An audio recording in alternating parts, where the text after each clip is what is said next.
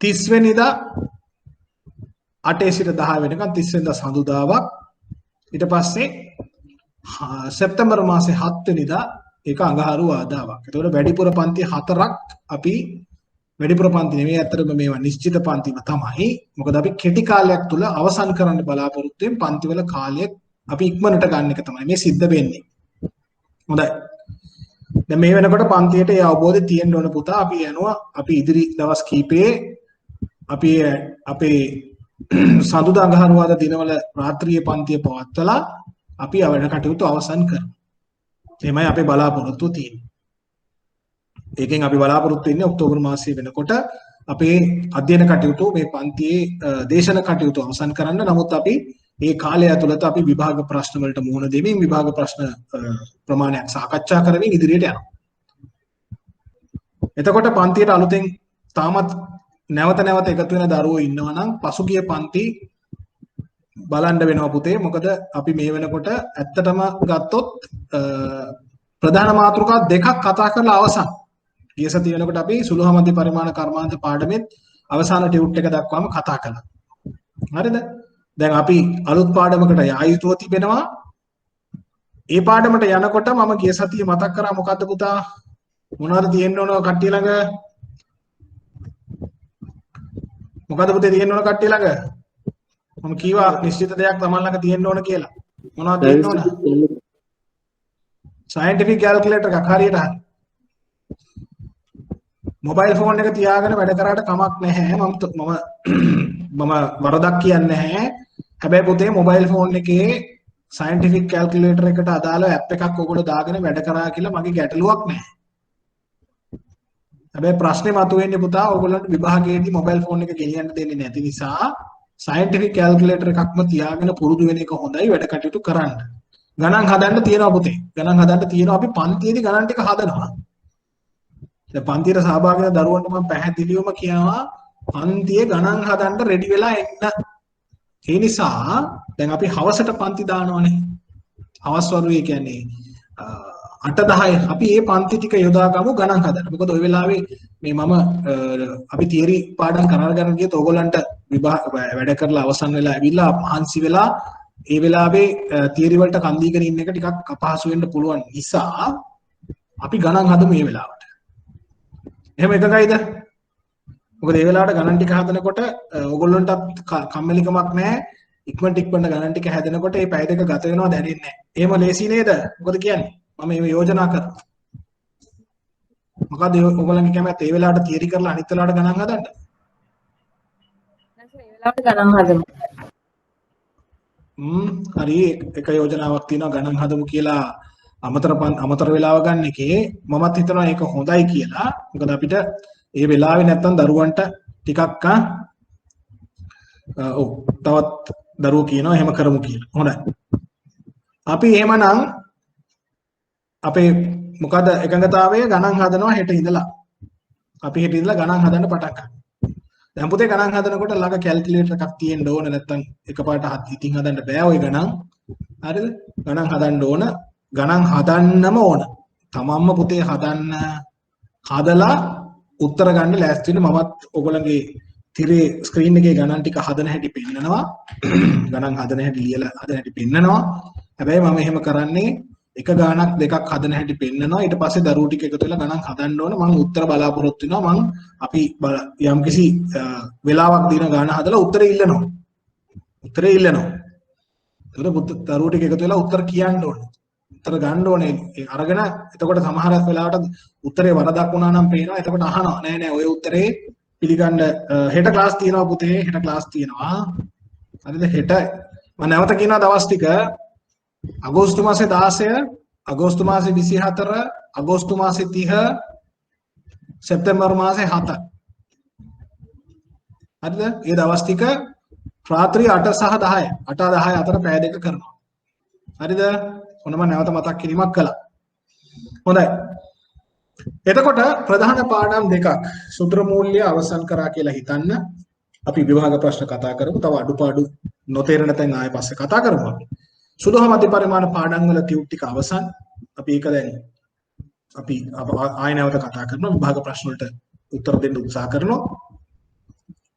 ඊට පස්සේ ඔයගොල්ලන්ගේ පාඩමේ ඔයගොල්ලන්ගේ විෂය නිර්දේශයේ තියෙන වැදගත්ම පාඩමක් තමයි ව්‍යාපෘති ප්‍රොජෙක්ට්ස් ව්‍යාපෘති අධ්‍යයනය කිරීම. ඒ ගැන තමයි අපේ ඊළඟ පාඩම විදියට අපි සාකච්ඡා කරන්න පටන් ගන්න.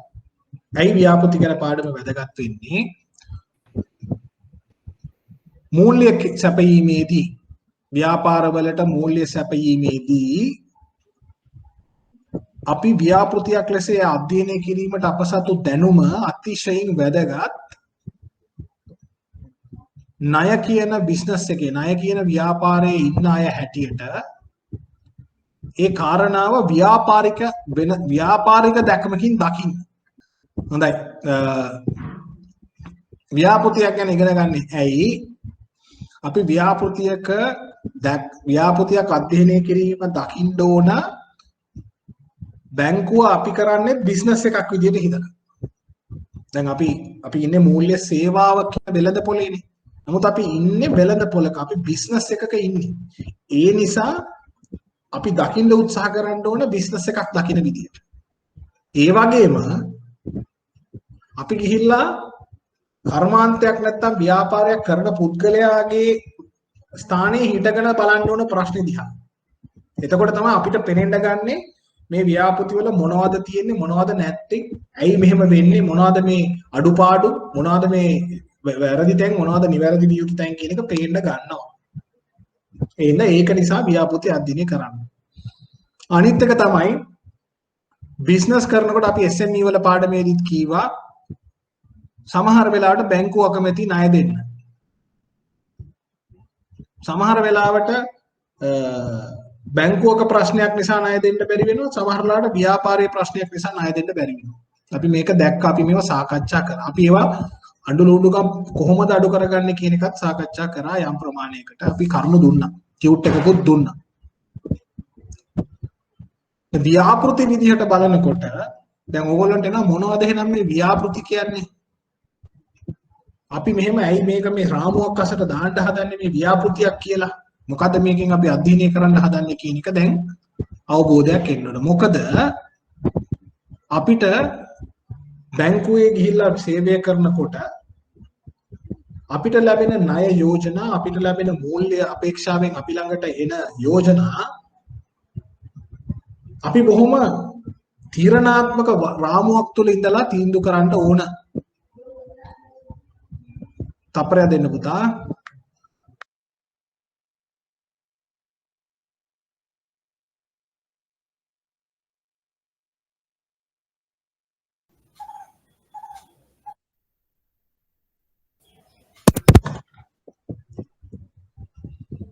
හරි.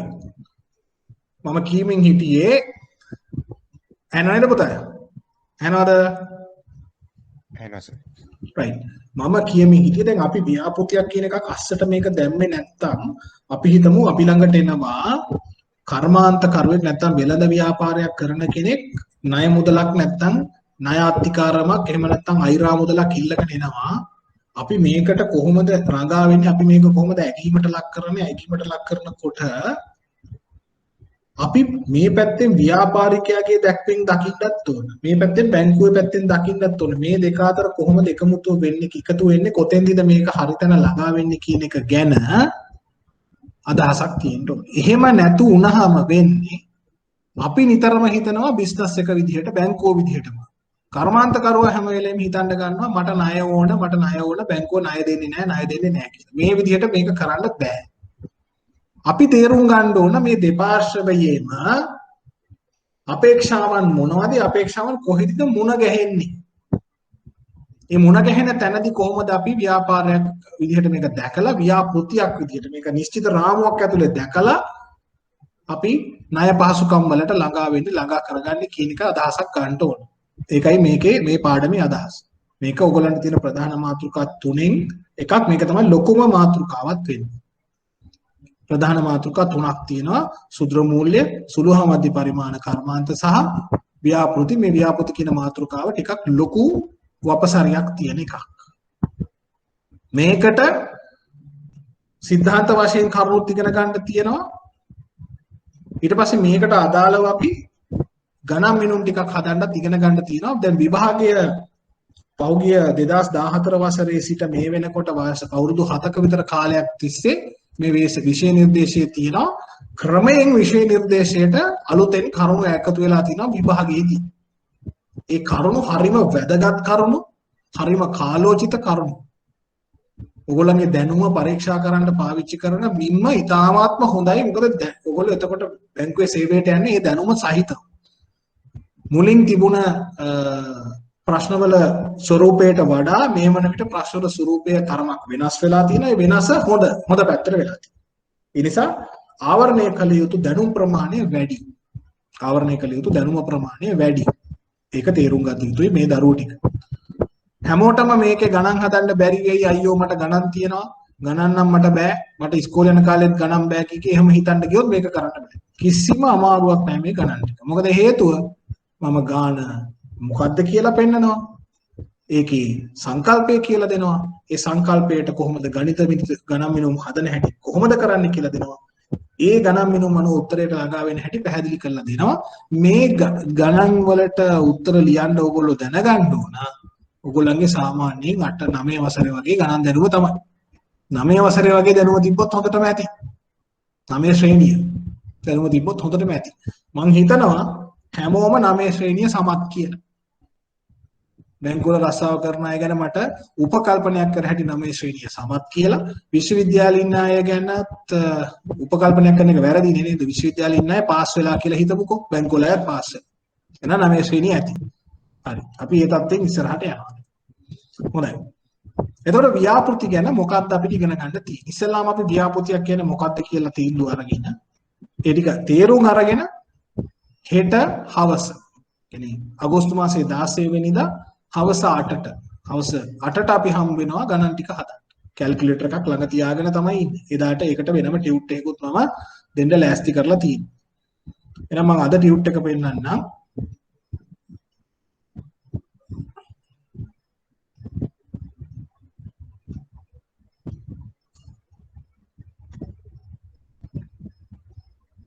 මට පෙන්න ඔයගොල්ලන්ගේ ස්ක්‍රීන් එකට ටියුට් එක ආවද කියලා කියන්න පුතේ.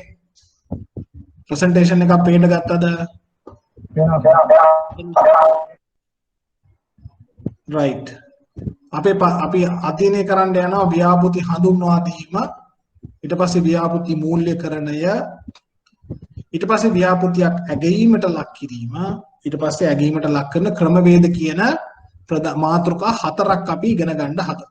මීට අමතරව තව ටිකක් අපි ඉගෙන ගන්නවා. මම අපි ටික පස්සුවට යමු. පස්සේ කතා කරමු. දැන් මේ ප්‍රසන්ටේෂන් එකට අමතරව ටියුට් එකක් ඔයගොල්ලන්ට ලැබිලා ඇති. මට ටියුට් එක ලැබුණාද කියන්න පුතේ? ව්‍යාපෘතියක් කියන කොමක්ද කියලා ටියුට් එකක් ලැබුණාද? ඔව් සර්. right. කාගේ හරි පුතෙක්ගේ මයික් එක එකෝ වෙනවා. ඒකට හේතුව මම හිතන්නේ ඔයා එක්කෝ මොබයිල් ෆෝන් එකයි ලැප්ටොප් එකයි දෙකම ඔන් කරගෙන හරි මොකක් හරි වෙලා ඇති. එහෙම තත්ත්වයක් වුණොත් ඉකෝ වෙනවා. එකක වොයිස් එක තව එකකින් ඇහෙන්න ගන්නවා. හරි. මයික්ස් ටිකේ ඉඳ ඕපන් මේ මයික්ස් මියුට් මෝඩ් එකේ තියාගන්න. හරි. අපි ටක් ගාලා අපි කතා කරමු මොනවද මේ කියන්නේ කියලා. ව්‍යාපෘතියක් යනු කුමක්ද? මෙන්න මේක කියව ගන්න බලන්න. සුවිශේෂී භාණ්ඩ සේවා හෝ වෙනත් ප්‍රතිඵලයක් ජනිත කිරීමේ අපේක්ෂාවෙන් මොකක් හරි සුවිශේෂී දෙයක් ඇති කරන බලාපොරොත්තුවෙන් తాවකාලික පදනමින් අරඹා ක්‍රියාත්මක කොට අවසන් කරන වෑයමක් ව්‍යාපෘතියක් විදිහට මේ ආයතනයකින් හඳුන්වලා දෙනවා. ඇයි ඒක මොනවද අපිට වැදගත් කරුණු බලන්න. සුවිශේෂී භාණ්ඩයක් සේවාවක් හෝ වෙනත් ප්‍රතිඵලයක් අනිවාර්යෙන් නිශ්චිතව ලැබිය යුතුයි ව්‍යාපෘතියකින්. ඒක වෙනත් ප්‍රතිඵලය සමහර විට භාණ්ඩයක් හෝ සේවාවක් නොවෙන්න පුළුවන්. යම්කිසි ඉලක්කයක් ළඟා කර ගැනීම වෙන්න පුළුවන් ව්‍යාපෘතිය අපේක්ෂාව. හැබැයි මේක తాවකාලික පදනමින් ආරම්භනවා කියන එකෙන් අදහස් කරන්නේ පුතා අපි නිශ්චිත කාල සීමාවකට තමයි මේක කරන්නේ. ඒ නිසා ව්‍යාපෘති අධ්‍යයනය කියන මේ පාඩම ඇතුළේදී කාලය පිළිබඳ ගැටලුවක් තියෙනවා. කාලය පිළිබඳ සංකල්පයක් තියෙනවා කියන එක මතක තියාගන්න. අපි හරියටම මෙන්න මෙච්චර කාලයක් ඇතුළත මේක කරනවා කියන අදහසකින් තමයි මේ පාඩමේ යෙදෙන්නේ. ව්‍යාපෘතියක් යෙදෙනවා කියන. ඊට පස්සේ පහලින් දෙවෙනියට කියනවා ව්‍යාපෘතියක් తాවකාලික බව නිර්වචනය කිරීමෙන් එය નિયમિત කාලයක ආරම්භා කලින් තීරණය කළ කාල සීමාවක් තුල ක්‍රියාත්මක කොට નિયમિત දිනයක හෝ කාලවකවානුවක අවසන් වන බව වැටහේ. නිශ්චිත දවසක පටන් ගන්න.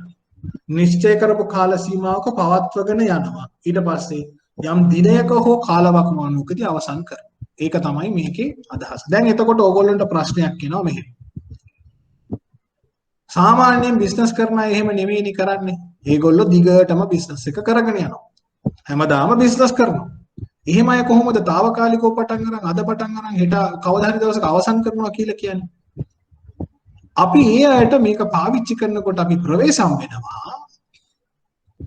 අපි එයාගේ නිශ්චිත අවශ්‍යතා මූල්‍ය අවශ්‍යතා වෙනම ප්‍රොජෙක්ට් විදිහට දකිනවා. දැන් උදාහරණයකට අපි ළඟට ණය ගන්න එනවා මිනිස්සෙක් දැනට කරගෙන යන ව්‍යාපාරයට ගොඩනැගිල්ලක් ඉදි කරන්න.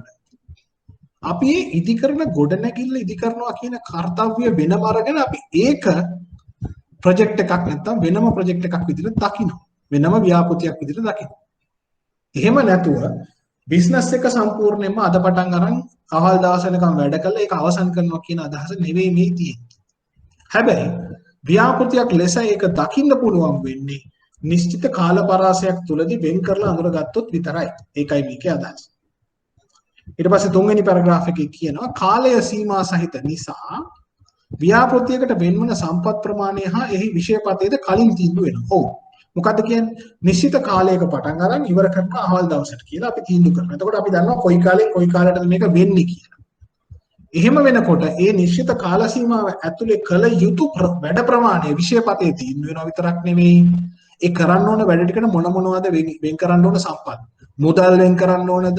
ශ්‍රමය වෙන් කරන්න ඕනද? එහෙම නැත්නම් වෙනත් භාණ්ඩ හෝ සේවා වෙන් කරන්න ඕනද කියලා කලින් තීන්දුව වෙනවා. හොඳටම නිශ්චය කරන්න පුළුවන්. අපි ගොඩනැගිලි ඉදි කරන විදිහට ගන්නකො. ව්‍යාපාරයෙන් ගොඩනැගිල්ලක් ඉදි කරන්න හදනවා නම් අපි දන්නවා හරි මාස 6කින් ගොඩනැගිල්ල හදලා ඉවර කරන්න ඕන. හරි කාල සීමාව තීන්දුව කරනවා. පටන් ගන්න අහවල් දවස්. ඉවර කරන්නේ අහවල් දවස්. ඒ කාලය ඇතුළත ගඩොල් මෙච්චරක් ඕන, සිමෙන්ති මෙච්චරක් ඕන. අහවල් අමුද්‍රව්‍ය වලින් මෙපමණ ප්‍රමාණ වලින් ඕන කියලා අපි තීන්දුව කරගන්න. ඒකට කලින්ම අපි වියදම් ඇස්තමේන්තුවකුත් හදාගන්න. දැන් මෙතන ඉන්නවා දරුවෝ තමන්ගෙම කියලා නිවසක් ඉදි කරන්න එහෙම අත ගහපු අය ඇති. සමහර අය නිවස ඉදි කරලත් ඇති තමන්ගෙම කියලා. අන්න ඔයගොල්ලෝ ප්‍රොජෙක්ට් එකක් කරා. ඒ ප්‍රොජෙක්ට් එකට ඔයගොල්ලෝ කාල සීමාවක් හදාගත්තා, මුදල් හොයාගන්න විදියක් හදාගත්තා. ඊට පස්සේ මේ මුදල් යොදවන විදිය දැන් තීරුම් ගත්තා. ක්‍රමයෙන් මුදල් යොදවමින්, වෙනත් සම්පත් යොදවමින්, කාලය යොදවමින්, ශ්‍රමය යොදවමින් නිශ්චිත ඉලක්කයක් කරා ළඟා වුණා නිශ්චිත කාලයක ඒක අවසන් කළා. අපි නිශ්චිත කාලයේදී අවසන් කරන්න බැරි වුණා නම් අන්න ව්‍යාපෘතිය අපි බලාපොරොත්තු වෙච්ච ආකාරයට අවසන් නොවන බවටත් අපිට තහවුරුවක් තියෙනවා. එහෙම නැත්නම් හැමදාම හදන්න ගියක් අපි පටන් ගන්න නෑනේ. හොඳයි. ව්‍යාපෘතියක් සුවිශේෂ වන්නේ මේ මම ඊට පහළ තියෙන පැරග්‍රාෆ් එක කියවනවා. ව්‍යාපෘතියක් සුවිශේෂ වන්නේ එය චර්යානුගත ක්‍රියාපිළිවෙතින් බැහැරව. ඒ කියන්නේ හැමදාම කරන වැඩපිළිවෙලින් බැහැරව නියත මෙහෙයුම් ප්‍රමාණයකින් සමන්විත වීම නිසා. මේක තේරුම් ගන්න මෙහෙම. හැමදාම කරන වැඩේ අර බිස්නස් එකට බිල්ඩින් එකක් හදනවා කියන හැමදාම බිස්නස් එකකින් කරන්නේ අපි හිතමු වෙළඳාමක්. හැබැයි මේ මෙහෙයුම් ප්‍රමාණයෙන් බැහැර වෙලා නිශ්චිතව තීන්දුව කරනවා වෙනම කටයුතු ප්‍රමාණයක්. මොනවද? ඉඩමක් සපයා ගැනීම, ඉඩම සකස් කිරීම, ගොඩනැගිල්ලේ පදනම ඉදි කිරීම, ගොඩනැගිල්ලේ සැකිල්ල ඉදි කිරීම, ගොඩනැගිල්ලේ වෙනත් මතු පිට ඔබ දැමීම ආදී කටයුතු ඉවර කිරීම ආදී නිශ්චිත මෙහෙයුම් ප්‍රමාණයක් අපි තීන්දුව කරනවා. එනිසා ව්‍යාපෘතියක් ඒ ආකාරයෙන් ගත්තාම හරි විශේෂිතයි කියන එකයි මේ පෙන්වන්න යන්නේ. දැන් එතකොට ඕගොල්ලන්ට ගැටලුවක් එනවා මේ කියන ඒවා ඔක්කොම පාඩම් කරන්න ඕනද වගේ. පාඩම් කරන්න ඕනේ නැහැ පුතේ මේ අවබෝධය තියාගන්න. මම ඒකයි උදාහරණයක් පෙන්නන්නේ. අවබෝධය තමයි වැදගත් වෙන්නේ. මොකද්ද ගොඩනැගිල්ලක් හදනවා කියන එක ඔළුවේ තියාගෙන ආරයිට්. ගොඩනැගිල්ලක් හදනවා කියන එක බිස්නස් එකක ප්‍රොජෙක්ට් එකක්. ඒක වෙනම තියෙන. ඒක හැමදාම කරන කොටසෙන් එළියට එනවා. ඒකට නිශ්චිත කාලයක් තියෙනවා, නිශ්චිත සම්පත් ප්‍රමාණයක් තියෙනවා, නිශ්චිත වැඩ කොටසක් තියෙනවා. ඒකයි වැදගත්. ඊට පස්සේ කියනවා එම මෙහෙයුම් කිසියම් નિયમિત ඉලක්කයන් ප්‍රමාණයක් ළඟා කර ගැනීමට යොදා ගන්න. අපි මේ කරන වැඩ ටික හරියට කොහේරි ඉලක්කයකට තමයි යන්නේ. මොකද්ද ඉලක්කය? දැන් අපි කියපු උදාහරණේ ගොඩනැගිල්ලක් ඉදිකොට අවසන් කිරීම තමයි ඉලක්කය. ඒ නිසාම සාමාන්‍යයෙන් එකට ක්‍රියා නොකරන පුද්ගලයන් මෙන්ම එකිනෙකට වෙනස් ආයතනද ව්‍යාපෘතිවලදී එක්ව මෙහෙයුම් වල නිරත වීම දක්නට ලැබෙනවා. ඔව්. සාමාන්‍ය බිස්නස් එකේදී වෙනදා හමු නොවන අය ව්‍යාපෘතියක් කරනකොට සමහරලාට එකට හම්බ වෙලා ව්‍යාපෘතිය කරගෙන යනවා. අපි සාමාන්‍ය වෙළඳ ව්‍යාපාරයක අපිට අවශ්‍ය වෙන්නේ නැහනේ. පෙදරේරුව අවශ්‍ය වෙන්නේ නැහැ. මේසන් බාස්ලා අවශ්‍ය වෙන්නේ නැහැ. හරිද? වෙනත් නමුත් ගොඩනැගිල්ලට අවශ්‍ය නිසා අපි ඒ අයව සම්පත්දායක විදිහට ලවා කර ගන්නවා. අපි ඒ අයට එකතු කර ගන්නවා මේකට. ඒ නිසා ඒ අය හැබැයි මේ ව්‍යාපෘතිය ඉලක්කය කරා එකට වැඩ කරනවා. එකම අරමුණකින් වැඩ කරනවා. ඒකයි මේ අදහස. ව්‍යාපෘතියක ජීවන චක්‍රයක් තියෙනවද? මේක පිළිබඳ විභාග ප්‍රශ්නයක් වරක් ඉදිරිපත් වුණා. සමහරට ඉදිරියේදී තව නැවත වතාවක් ඉදිරිපත් වෙන්න පුළුවන්.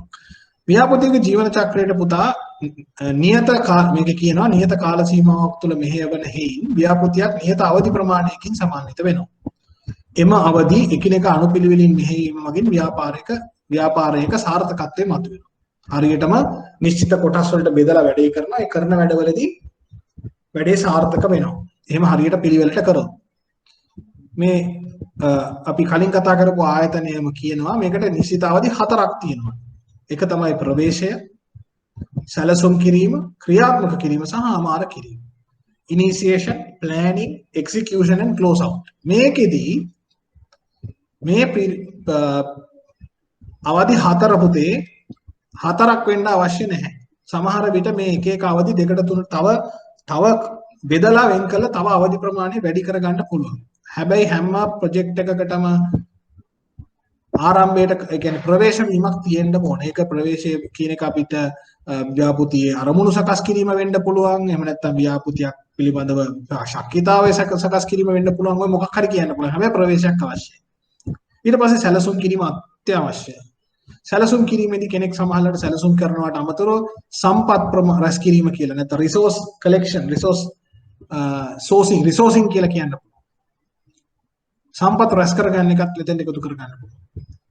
ඊට පස්සේ ක්‍රියාත්මක කරනවා. ක්‍රියාත්මක කිරීම වුණත් එක්සිකියුෂන් ක්‍රියාත්මක කිරීමේදී ක්‍රියාත්මක කිරීම මූලික අවධිය එහෙම නැත්නම් පසු විපරම එහෙම අවධි කීපයකට කඩන්න පුළුවන්. නමුත් අනිවාර්යෙන් ක්‍රියාත්මක වීමක් තියෙන්නට ඕන. ඊළඟට තියෙනවා හමාර කිරීමක්. සෑම ව්‍යාපෘතියකටම හමාර කිරීමක් තිබිය යුතුමයි. හමාර කිරීම කියලා කියන එක සමහර කෙනෙක් කියන්න පුළුවන් මේක හමාර කිරීම කියනවට වඩා මේක කම්ප්ලීෂන් නැත්නම් සම්පූර්ණ කිරීම ඒ වගේ වචන කියන්න පුළුවන්. ඒක කොයි දේ වුණත් අවසානයේ අදහස වෙන්නේ නිශ්චිතව ආරම්භ කොට නිශ්චිතව අවසන් විය යුතුයි කියන එක. මේකදී පහළ කියන ප්‍රවේශයේදී ව්‍යාපෘතියක් ආරම්භ කිරීමට අවශ්‍ය කටයුතු සිදු වෙනවා. කණ්ඩායමක් තෝරාගෙන තොරතුරු එක්රාශී කිරීම, නායකත්වයට සුදුසුකම් පත් කර ගැනීම මෙහිදී සිදු වෙනවා. විෂයපතේ නිශ්චය කරගත් පසු අවශ්‍ය සම්පත් ප්‍රමාණය එකතු කරගන්නේද මේ අවධියේදී. ඔන්න ව්‍යාපෘතිය ප්‍රවේශයේදී කරන වැඩ ටික මොනවද කරන්නේ? මිනිස්සු කණ්ඩායමක් එකතු කරගන්නවා සම්පත් රැස් කරගන්න. සමහරට කණ්ඩායමේ සංයුතියද තීන්දුව කරනවා. ප්‍රවේශ වීමේදී සැලසුම් කරන අවධියේදී සවිස්තර කාලසටහනක් නිශ්චය කරගන්න. සවිස්තර කාලසටහනක්. දැන් ඔයගොල්ලෝ ගයක් හදනකොට මතකද කරා? නේද? ආවල් දවස් වෙනකොට ගොඩනේ ඉඩම සකස් කරනවා. ආවල් දවසට මම මේකේ පදනම හදනවා. ආවල් දවසට බිත්තිරික බැදලා ඉවර කර ගන්නවා. ඊට පස්සේ වහල ගහලා මම මෙන්න මේ දවස් වෙනකොට කොහොම හරි කපරාරු ටික කරගෙන නැත්තම් මේ ෆිනිෂිං වැඩ ටික කරගෙන ගෙදරට පදිංචියට සූදානම් කර ගන්නවා කියලා අපි හැදුවේ. නිශ්චිත කාලසටහන අන්න ඒක තියෙනවා. එනෝ කියන නිශ්චිත අවධියේදී සවිස්තර කාලසටහනක් නිශ්චය කොටගෙන ව්‍යාපෘතිය අයවැය පුරෝකථනයක් පිළියෙල කර ගන්නවා. අයවැය පුරෝකථනයක් කියලා කියන්නේ ඕගොල්ලෝ ගෙදර හදනකොට හදපු මොකද්ද වියදම් ලයිස්තු. bill of quantity කියලා කියන්නේ VOQ එක හැදුවා කියලා කියන්නේ. වියදම් ලයිස්තු හැදුවා. සැලසුම් අවධියේ ජීවන චක්‍රයේ එක්තැනකදී අවසන් නොවන අතර මේ මුල් චක්‍රය පුරාම වරින් වර නිවැරදි ඉලක්කය කරා ලකාවනවා දැන තහවුරු කරගනිමින් ක්‍රියාත්මක වෙනවා. සැලසුම් ඕනම වෙලාවක සිද්ධ වෙන්න පුළුවන්. සැලසුම් කිරීම අවසන් කරන්න අවශ්‍ය නැහැ. වරින් වර සැලසුම් කරමින් ඉදිරියට යන්න පුළුවන් විවිධ කාල සීමාවල තියෙන වෙනස්කම් වලට අනුව. ඒක එක ව්‍යාපෘතියට වෙනස් වෙන්න පුළුවන්. ක්‍රියාත්මක කිරීම යනු කලින් නිශ්චය කරගත් ව්‍යාපෘතියේ විවිධ කාර්යයන් එකිනෙක පිළිවෙලට ඉටු කිරීමයි. අපි කලින් බලාපොරොත්තු වෙච්ච දේවල් කරගෙන යනවා. අර කියනවා වගේ ඉඩම සකස් කරනවා, පදනම ගොඩ හදනවා, බිත්ති ටික හදනවා ආදී වශයෙන් කරගෙන යන එක තමයි ක්‍රියාත්මක වීම. එක් කාර්යය කණ්ඩායමේ විශේෂ පුද්ගලයෙකුට හෝ කීප දෙනෙකුට පවරා ඔවුන් විසින් ඒවා ඉටුවන අන්දමේ නායකත්වයෙන් විසින් නිරීක්ෂණය කරනවා. ඕගොල්ලෝ කරෙත් ඒකනේ. බාසුන් හැලට වැඩේ බාර දීලා ඕගොල්ලෝ නිරීක්ෂණය කරනවා. ඒක තමයි ප්‍රොජෙක්ට් එකේදී වෙන්නේ. බිස්නස් එකේදීත් මේකම තමයි වෙන්නේ. නිවැරදි විය යුතු යම් අංශයක් වේ නම් මේ නොපමව කිරීම වගේ සීමිත සම්පත් අපතේ යාම වලකි. කොහේ හරි වරදක් වෙනවා නම් වහාම නිවැරදි කරනවා. මොකද ඒකෙන් සම්පත් අපතේ යාම නවතින. ඒක සම්පත් කියන එක සමහරවිට ඉදිකිරීම ගොඩනැගිලි ද්‍රව්‍ය වෙන්න පුළුවන්, කාලය වෙන්න පුළුවන්, ශ්‍රමය වෙන්න පුළුවන්. ඒක ඕන එකක් අපතේ යන එක නවත්තනවා. හමාර කිරීම යනු නිශ්චය කරගත් ඉලක්ක ළඟා කරගත් පසු ඒවා ලේඛනගත කොට සම්පූර්ණ මූල්‍ය වාර්තා සකසා ව්‍යාපෘති අයිති පාර්ශ්ව වෙත ඉදිරිපත් කිරීමයි. ප්‍රොජෙක්ට් එකක් ඉවර කරනකොට ඔක්කොම ඉලක්කය හරියට ළඟා කරගත්තද? මොනවද වුණ වියදම්, මොනවද වෙච්ච ආදායම් ආදී සියල්ල සකස් කරලා ව්‍යාපෘති අයිති එක්කනට පෙන්නන එක. ඒක තමන්ම ව්‍යාපෘති කරනවා නම් ඒක තමන්ගේ භාවිතයට ගන්න පුළුවන්. ව්‍යාපෘති කණ්ඩායම විසුරුවා දමන අතර ශේෂ වූ සම්පත් තිබේ නම් මේවා මතු භාවිතයට ගත හැකි පරිදි අයිතිකරුවන් වෙත නැවත ලබා දෙන්න. ව්‍යාපෘති ඉවරනාට පස්සේ මොන හරි සම්පත් ප්‍රමාණයක් ඉතුරුයි නම් ඒවා නැවත පාවිච්චි කරන්න පුළුවන් ආකාරයට ශේෂ කර ගන්නවා කියන එකයි අදහස. දැන් මේක ටිකක් අමුතුයි. අපි කලින් කතා කරපු තියරි වල වගේ නෙවෙයි. අපි කලින් කතා කරේ සූත්‍ර මූල්‍ය. ඒකේ තිබුණේ අපි ඉගෙනගත් අපි සාමාන්‍යයෙන් කරන වැඩ ටිකක්. අපි ඊටකට කතා කරේ SME වලත් අපි එදිනදා කරන මේ අපිට එන නායකරුවන් ගැන ඒගොල්ලෝ ගැන තමයි අවබෝධය ගත්තේ. මේ ප්‍රොජෙක්ට් වල ඊට වඩා පොඩි වෙනසක් තියෙනවා. මේ පොලික හැඳින්වීමක් කළේ. හැබැයි මේවා සාමාන්‍ය තත්ත්වයට සිද්ධ වෙනවා. අපි මේ අරමුණින් නෙවෙයි අවබෝධයෙන් නෙවෙයි කරන්නේ. අපි මේ වගේ අවබෝධයකින් නෙවෙයි කරන්නේ. නමුත් අපි අදින් මේ කටයුතු සිද්ධ වෙනවා. අපිත් මේ වගේ කටයුතු වල නිරත වෙලා තියෙනවා. තමන්ම නිවසක් ඉදි කරපු අයට මේක හොඳටම දැනෙන්න ඕන. මොකද අපි මේ කටයුතු ටික කරමින් තමයි ඉදිරියට ගියේ. මේකේ අවබෝධය තියෙන්නට ඕන ව්‍යාපෘතියකට ජීවන චක්‍රයක් පවතී. ඒ ජීවන චක්‍රය අවදි යම් ප්‍රමාණයකින් පවතිනවා. එහිදී ආරම්භයක් අවසානයක් තිබේ. සැලසුම් කිරීමක් සහ ක්‍රියාත්මක කිරීමක් තිබේ. ඔන්න ඕක මතක තිබ්බනම් හරි. හොඳයි.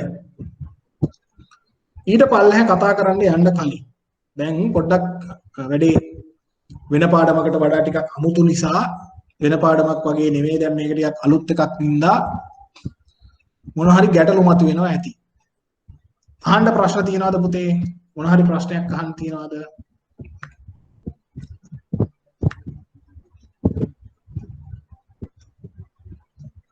ස්ක්‍රීන් එක පේන්නේ නැතුව ගියාද පුතා? කවුරු කතා කරන්න මට? පේනවා සර්. ස්ක්‍රීන් එක ස්ටක් වෙලා කියලා චන්දික වීරකෝන් පුතේ කියලා දිනවා ස්ක්‍රීන් එක ස්ටක් වෙලා කියලා. මගේ ප්‍රසන්ටේෂන් එක පේන්නේ නැතුව ගියාද පුතේ? කවුරු දරුවෙක් මට කියන්නේ? නෑ සර් පේනුණා. හරි. හරි. දැන් බිස්නස් එකක මෙහෙම දැන් කරගෙන යනකොට මේ අපි දැන් දන්නවා රයිට් ප්‍රොජෙක්ට් එකක් කියලා එකක් තියෙනවා. ඒක වෙනම කරන්න ඕන කියලා දන්නවා රයිට්. අපි දැන් තීරුම් ගත්තා හරි ඒකට යම් ප්‍රමාණයක් තියෙනවා. දැන් බිස්නස් එකක් කරන්න දැන් ප්‍රොජෙක්ට් එක කරන්න අත ගහනවා. බිස්නස් එකක් කරන්න ගිහලා අපි දැන් අත තියලා බලනවා මේක කරන්න පුළුවන්ද බැරිද කියලා බලනවා. එහෙම කරනකොට අපි ව්‍යාපාරයක් හැටියට යම්කිසි කටයුත්තකට අත තියනකොට ඒ විවිධ ව්‍යාපෘති තියෙන නිසා මේ හැම එකකටම කළ හැකි නොහැකියාව අධ්‍යයනය කරන්න ඕන. කළ හැකි නොහැකි බව කලින් අපි කිසියම් නිශ්චිත අධ්‍යයනයකින් තේරුම් ගත යුතුයි. මුලින් තේරුම් ගත යුතුයි. අපි ඒකට කියනවා ශක්‍යතා අධ්‍යයනයක් කියලා. feasibility study. කලින් අපි හොයා බලනවා මෙය කළ හැකිද නොහැකිද? ඒ කළ හැකි නොහැකි බව තීන්දුව කරන සාධක කීපයක් තියෙනවා. අපි කටයුතු කරන්නේ අපි ණය දෙන්නේ සුළු හා මධ්‍ය පරිමාණ කර්මාන්තවලට, ශුද්‍ර කර්මාන්තවලට, එහෙම නැත්නම් මහා පරිමාණ කර්මාන්තවලට නිසා ඒ කර්මාන්ත ක්‍රියාත්මක වෙන පරිසරයට අදාළව මේක කරන්න පුළුවන්ද බැරිද කියන එක අපි සොයාගන්නේ කොහොමද කියන එක තමයි අපි මේ ව්‍යාපෘති ශක්්‍යතා අධ්‍යයනය ලෙස මේ ටියුට් එකේ ඊළඟට මේ 4 වෙනි පිටුවේ සාකච්ඡා කරන්නේ. මොකද්ද ශක්්‍යතා අධ්‍යයනයේ විදිහට දකින්නේ? අපි මේක කතා කරගෙන යනකොට වැඩි පැහැදිලි වෙයි. ශක්්‍යතාව අධ්‍යයනය කිරීමට මූලිකව අංග 5ක් අංශ 5ක් මම දක්වලා තියෙනවා. වෙළඳපොළ ශක්්‍යතාවය, තාක්ෂණික ශක්්‍යතාවය, මූල්‍ය ශක්්‍යතාවය, ආර්ථික ශක්්‍යතාවය, පාරිසරික ශක්්‍යතාවය. මාකට් feasibility වෙළඳපොළ ගැන. තාක්ෂණය කියන්නේ technical feasibility. මූල්‍ය financial feasibility. ආර්ථික economic feasibility no economical නෙමෙයි පුතේ economic feasibility පරිසර ශක්‍යතාවය ecological නැත්නම් environment feasibility ඇයි මේව ඉගෙන ගන්න ඕන මේ කරුණු මත අපි කරන්න යන දේ කරන්න පුළුවන්ද බැරිද කියන එකයි මේ තහවුරු කරගන්න හදන්නේ එවනම් වෙළඳ පොළ ගැන අපි ප්‍රශ්නයක් අහනවා අපි යනවා බිස්නස් එකක් කරන්න අපි යනවා ප්‍රොජෙක්ට් එකක් අරගෙන බැංකුවට එනවා බැංකුවට අද මං ටියුට් එක ෂෙයා කරන එක නවත්තලා පොඩ්ඩක් ප්‍රශ්නයක් අහමුකෝ කට්ටියට නිකන් නිදිමත ගතියක් එයි වගේ කියලා හිතලා දැන් එනවා මේ දවස්වල ලංකාවේ ඉල්ලුමක් තියෙනවා කලින් සකස් කරන ලද ආහාර වලට මේ තියෙන වසංගත තත්ත්වයක් එක්ක ප්‍රාදේශීය වශයෙන් බේකරි නිෂ්පාදන වලට ඉල්ලුමක් තියෙනවා මම මේක උදාහරණයක් විදිහට අරගෙන කියලා දෙනවා පන්තියේදී මොකද ලේසි තේරුම් ගන්න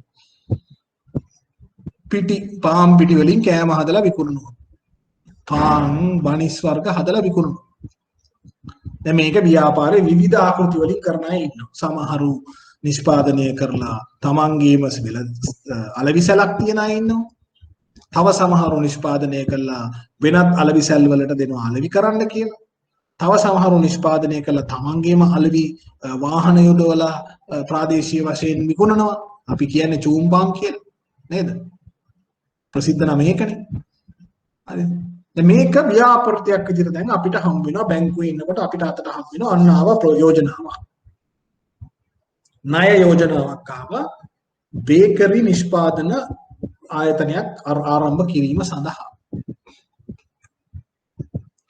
දැන් මම මේක ව්‍යාපෘතියක් විදිහට දැකලා මේකට මූල්‍ය සපයනවද නැද්ද කියන එක තීන්දුව කරන්න මම අහනවා ව්‍යාපෘති යෝජනාව ගෙනාපු කෙනාගෙන් ඔයා මේකේ මාකට් එක ගැන මොනවද හොයලා බැලුවේ මොනවද මේකේ මාකට් එක ගැන දන්නේ එතකොට එන පාර්ශව විසින් විවිධ තොරතුරු විවිධ පිළිතුරු දෙනවා ඒගොල්ලෝ කියනවා ඕන තරම් මහත්ය ඉල්ලනවා ඕන තරම් කිසි ප්‍රශ්නයක් නැහැ විකුණන්න පුළුවන් මේක පාන් කොච්චර ඩිමාන්ඩ් එකක් තියෙනවද මට හරි මෙහෙමයි කියලා අපි දැන් කොහොමද මේක නිහම ව්‍යාපෘති අධ්‍යයනයක් කරන පුද්ගලයෙක් නැත්තම් කෙනෙක් හැටියට කොහොමද මේක ගෙනල්ලා ශක්්‍යතාවයක් තියනවද කියන එක තීන්දුව කරන්නේ. ඔක තමයි දැන් අපිට එන ප්‍රශ්නේ. අපි හිතමුකෝ මේ ණය යෝජනාව යවන්න තියනවා කියලා අනුමැතියට. අනුමැතියට යවනකොට අපි ඒකේ තියන්න එපා මේ ණය දෙන මේ බිස්නස් එක කරන්න පුළුවන් එකක් කියලා. මේක කරන්න පුළුවන්ද බැරිද කියන එක ඉස්සලාම අහන්න ඕනනේ. දැන් එහෙනම් අපි මූලික ප්‍රශ්න අහන්න. මූලික ප්‍රශ්න.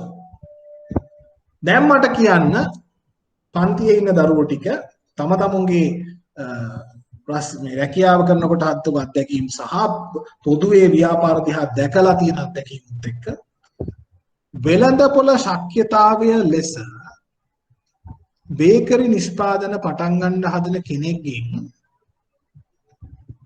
මම අහන්න අවශ්‍ය විමසා බැලිය යුතු මූලික වෙළඳපොළ තත්ත්වය ගැන අහන ප්‍රශ්න මොනවද කියලා මට කියන්න. ප්‍රශ්නයක් මම මෙන්න මේක තමයි අහන්නේ. ඔයා මම දැන් උදාහරණයකට මම එනවා යෝජනාව අරගෙන ඔයගොල්ලෝ ඉදිරියට ඔයගොල්ලෝ එක එක්කෙනා මට අහනවා මෙන්න මේ ප්‍රශ්නේ තමයි මගෙන් අහන්නේ.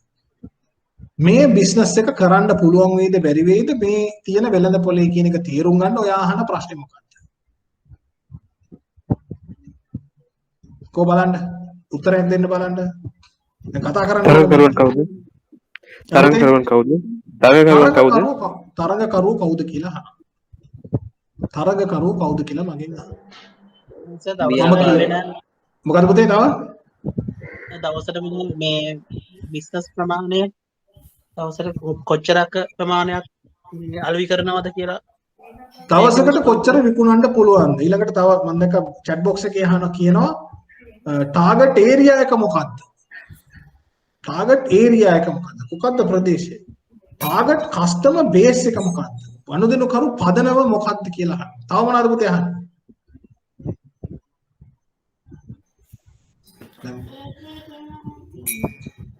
පිරිවැය මොනවද කියලා අහනවා. තාක්ෂණය මොකක්ද කියලා අහනවා. රජයේ පොලිසිස් ගැන අහනවා. තව මොනවද පුතේ අහන්නේ? ඔය කියන්නේ ව්‍යාපාරය කොච්චර කාලෙක ඉඳන් කරගෙන යනවද කියලා ඉස්සරහම ව්‍යාපෘතිය කොච්චර කාලෙක ඉඳන් කරගෙන යනවද කියලා. දැන් මම මේ ඕගොල්ලෝ අහනවා කියපු ප්‍රශ්නේ ඔව් දෙක මේ කොස්ට් එකයි ප්‍රයිස් එකයි අහනවා. ඔව්. දැන් මේ මොකද්ද මේ ඔයගොල්ලෝ අහන්න හදන්නේ? මේ බිස්නස් එක මාකට් එකට මේ තියෙන ඔයා මේ කරන්න යන දේට සාපේක්ෂව වෙළඳ පොලේ මොකද්ද ඔයාට කරන්න පුළුවන්ද බැරිද? අනිත් ඔක්කොම පැත්තකට දාන්න. ඔයාට වෙළඳ පොලක් තියනවද කියලා නෙමෙයි අහන්නේ. වෙළඳ පොලක් තියනවද? හරි. මොකද්ද වෙළඳ පොල කියලා නෙමෙයි අහන්නේ. වෙළඳ පොලක් කියන එකේ අපි ඉස්සෙල්ලාම අහන්න ඕන ප්‍රශ්නය මට තාම අහුවා කියලා මතක නැහැ.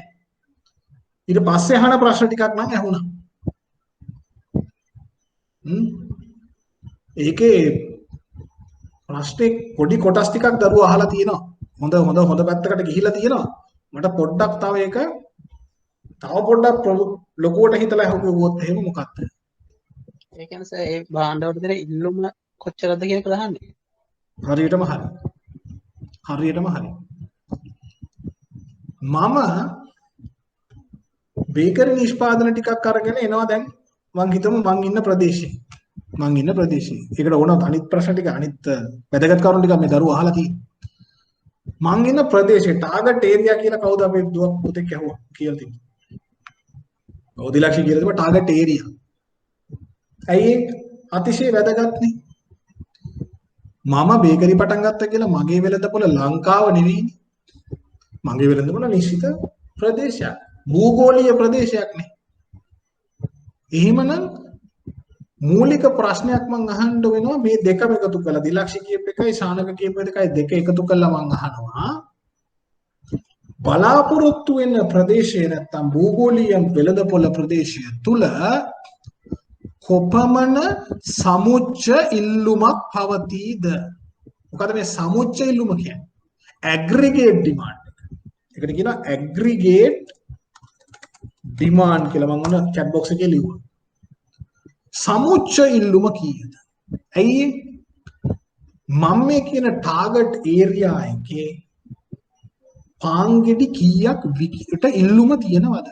සමුච්ච මුළු ඉල්ලුම පාන්ගෙඩි කීයද? මාළු පාන් කීයද? කිඹුල බනිස් කීයද? දැන් කෙනෙකුට හිතන්න පුළුවන් එහෙම කොහොමද කියන්නේ? එහෙම හදන්න බෑනේ. ඕවා දැක්කම මිනිස්සු කනවනේ. එහෙම බෑ. මට ඒ අදහස නැත්තම් මම කොහොමද වෙළඳපොළට එන්නේ? සමුච්ච ඉල්ලුම දැනගන්න ඕන. අපි හිතමු පාන්ගෙඩි මං ඉන්න ප්‍රදේශයේ මෙච්චර නිවෙස් තියෙනවා. මෙහෙම මේවා සමුච්ච ඉල්ලුම පාන්ගෙඩි 2000යි. පාන්ගෙඩි 2000යි. නිකන් උදාහරණයකට. හරි දැන් අන්න මං අදහස කීවා. දැන් මෙතන එක දරුවෝ දැන් ඒකේ කෑලි පොඩි කොටසුත් කියලා තියෙනවා. දැන් කියන්නේ ඊළඟ ප්‍රශ්නේ මොකක්ද? දැන් මම සමුච්ච ඉල්ලුම දන්නවා. දැන් මොකක්ද ඊළඟට මං අහන්න ඕන ප්‍රශ්න? වෙළඳපොලේ මට ඉන්න පුළුවන්ද බැරිද කියන එක තීන්දුව වෙන්නේ මොකක් උඩද? මම දන්නවා මුළු ප්‍රදේශයේම විකිණෙන්නේ පාන්ගෙඩි 2000යි. ඉල්ලුමට සරලන විදිහට සපයන්න පුළුවන්ද? ඉල්ලුමට සරලන විදිහට සපයන්න පුළුවන්ද? තව පොඩ්ඩක් පොතේ අඩියක් ඉස්සරහට ගිහින් හිතන්න. එතන උත්තරේ කෑල්ලක් මෙතන පන්ති දරුවෙක් කීවා. ඒ ප්‍රමාණයෙන් කොච්චරක් තමන් සපයන්නේ? මොකද පුතා? ඒ 2000න් කොච්චරක් තමන් සපයන්නේ යනවද කියන එක. වෙළඳපොළට දාන්නවද කියන. හරියට හරි. ඔව්. දැනට කී දෙනෙක් සප්ලයි කරනවද? මං හරිම සතුටුයි. කවදාවත් පන්තියේ ළමයි ටික මේ උත්තරේ දීලා නැහැ. කවදාවත් දීලා නැහැ උත්තරේ. හරිද? ෆිසිකලි පන්තියේ නේ උන් ටිකවත් කතා කරලා කියන්නේ නැහැ ওই විදිහට. ඉතා හොඳයි. මම දන්නවා පාන්ගෙඩි 2000ක සමුච්ච ඉල්ලුමක් තියෙනවා කියලා. මගේ ප්‍රොජෙක්ට් එක කරන්න යනකොට කවුද දිල්රුක්ෂිකා අහන ප්‍රශ්නේ තමයි ඊළඟට. මම අත තියන්න කලින් මම දැනගන්න ඕන මේ 2000 දැනට සප්ලයි කරනවද? ඒ සප්ලයි කියන ප්‍රශ්නේ අහලා තියෙන ආශේනුත් ඇහුවා. සපිකු මෙතනින් දරුවෝ කීවා ගොඩක් අය. මේ 2000ම දැනට වෙළඳපොළට සප්ලයි කරනවා. ඔව් ලයිරු අත උස්සගෙන ලයිරු කියන්න. ලයිරු වාක්කර ප්‍රශ්නයක් අහනවද පුතා? ලයිරු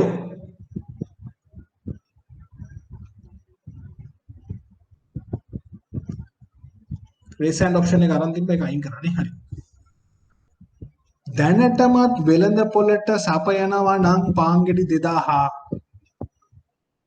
මට ඒ වෙළඳ පොළේ ඉඩක් තියනවද? ඒ කියන්නේ තරඟය. කවුද ඉන්දික අහන ප්‍රශ්නේ හරි. තරඟය මේ වන විටත් වෙළඳ පොළ සන්තුෂ්ත කරලා නම් මං වෙළඳ පොළට එන එක තීරණාත් වැඩක් තියෙයිද? අපි කියමින් හිටියේ පාන් බේකරියේ කතාව 2000යි පාන් සප්ලයි කරන්නේ දැනටමත් 2000 සප්ලයි කරනවා කියන අදහස්. තන આવොත් එහෙම මට වෙළඳ පොළේ ඉඩක් නැහැ. ඒ නිසා වෙළඳ පොළ මේ වන විට තත්වය ගැන අපට සමුච්ච ඉල්ලුම කොපමණද? එය සපයන ආකාරය මොකක්ද? එහෙම සපයන වීම අනුව සැපීම අනුව මට මගේ නිෂ්පාදනයට කොච්චර වෙළඳ පොළ කොටසක් අත්පත් කරගත හැකිද? අපි හිතමු උදාහරණයකට 2000යි ඉල්ලුම සමුච්ච ඉල්ලුම 2000ම සප්ලයි කරනවා. දැනට ඉන්නවා අපි හිතමු තව බේකරි 5ක්. අපේ 5 දෙනා 2000ම සප්ලයි කරනවා.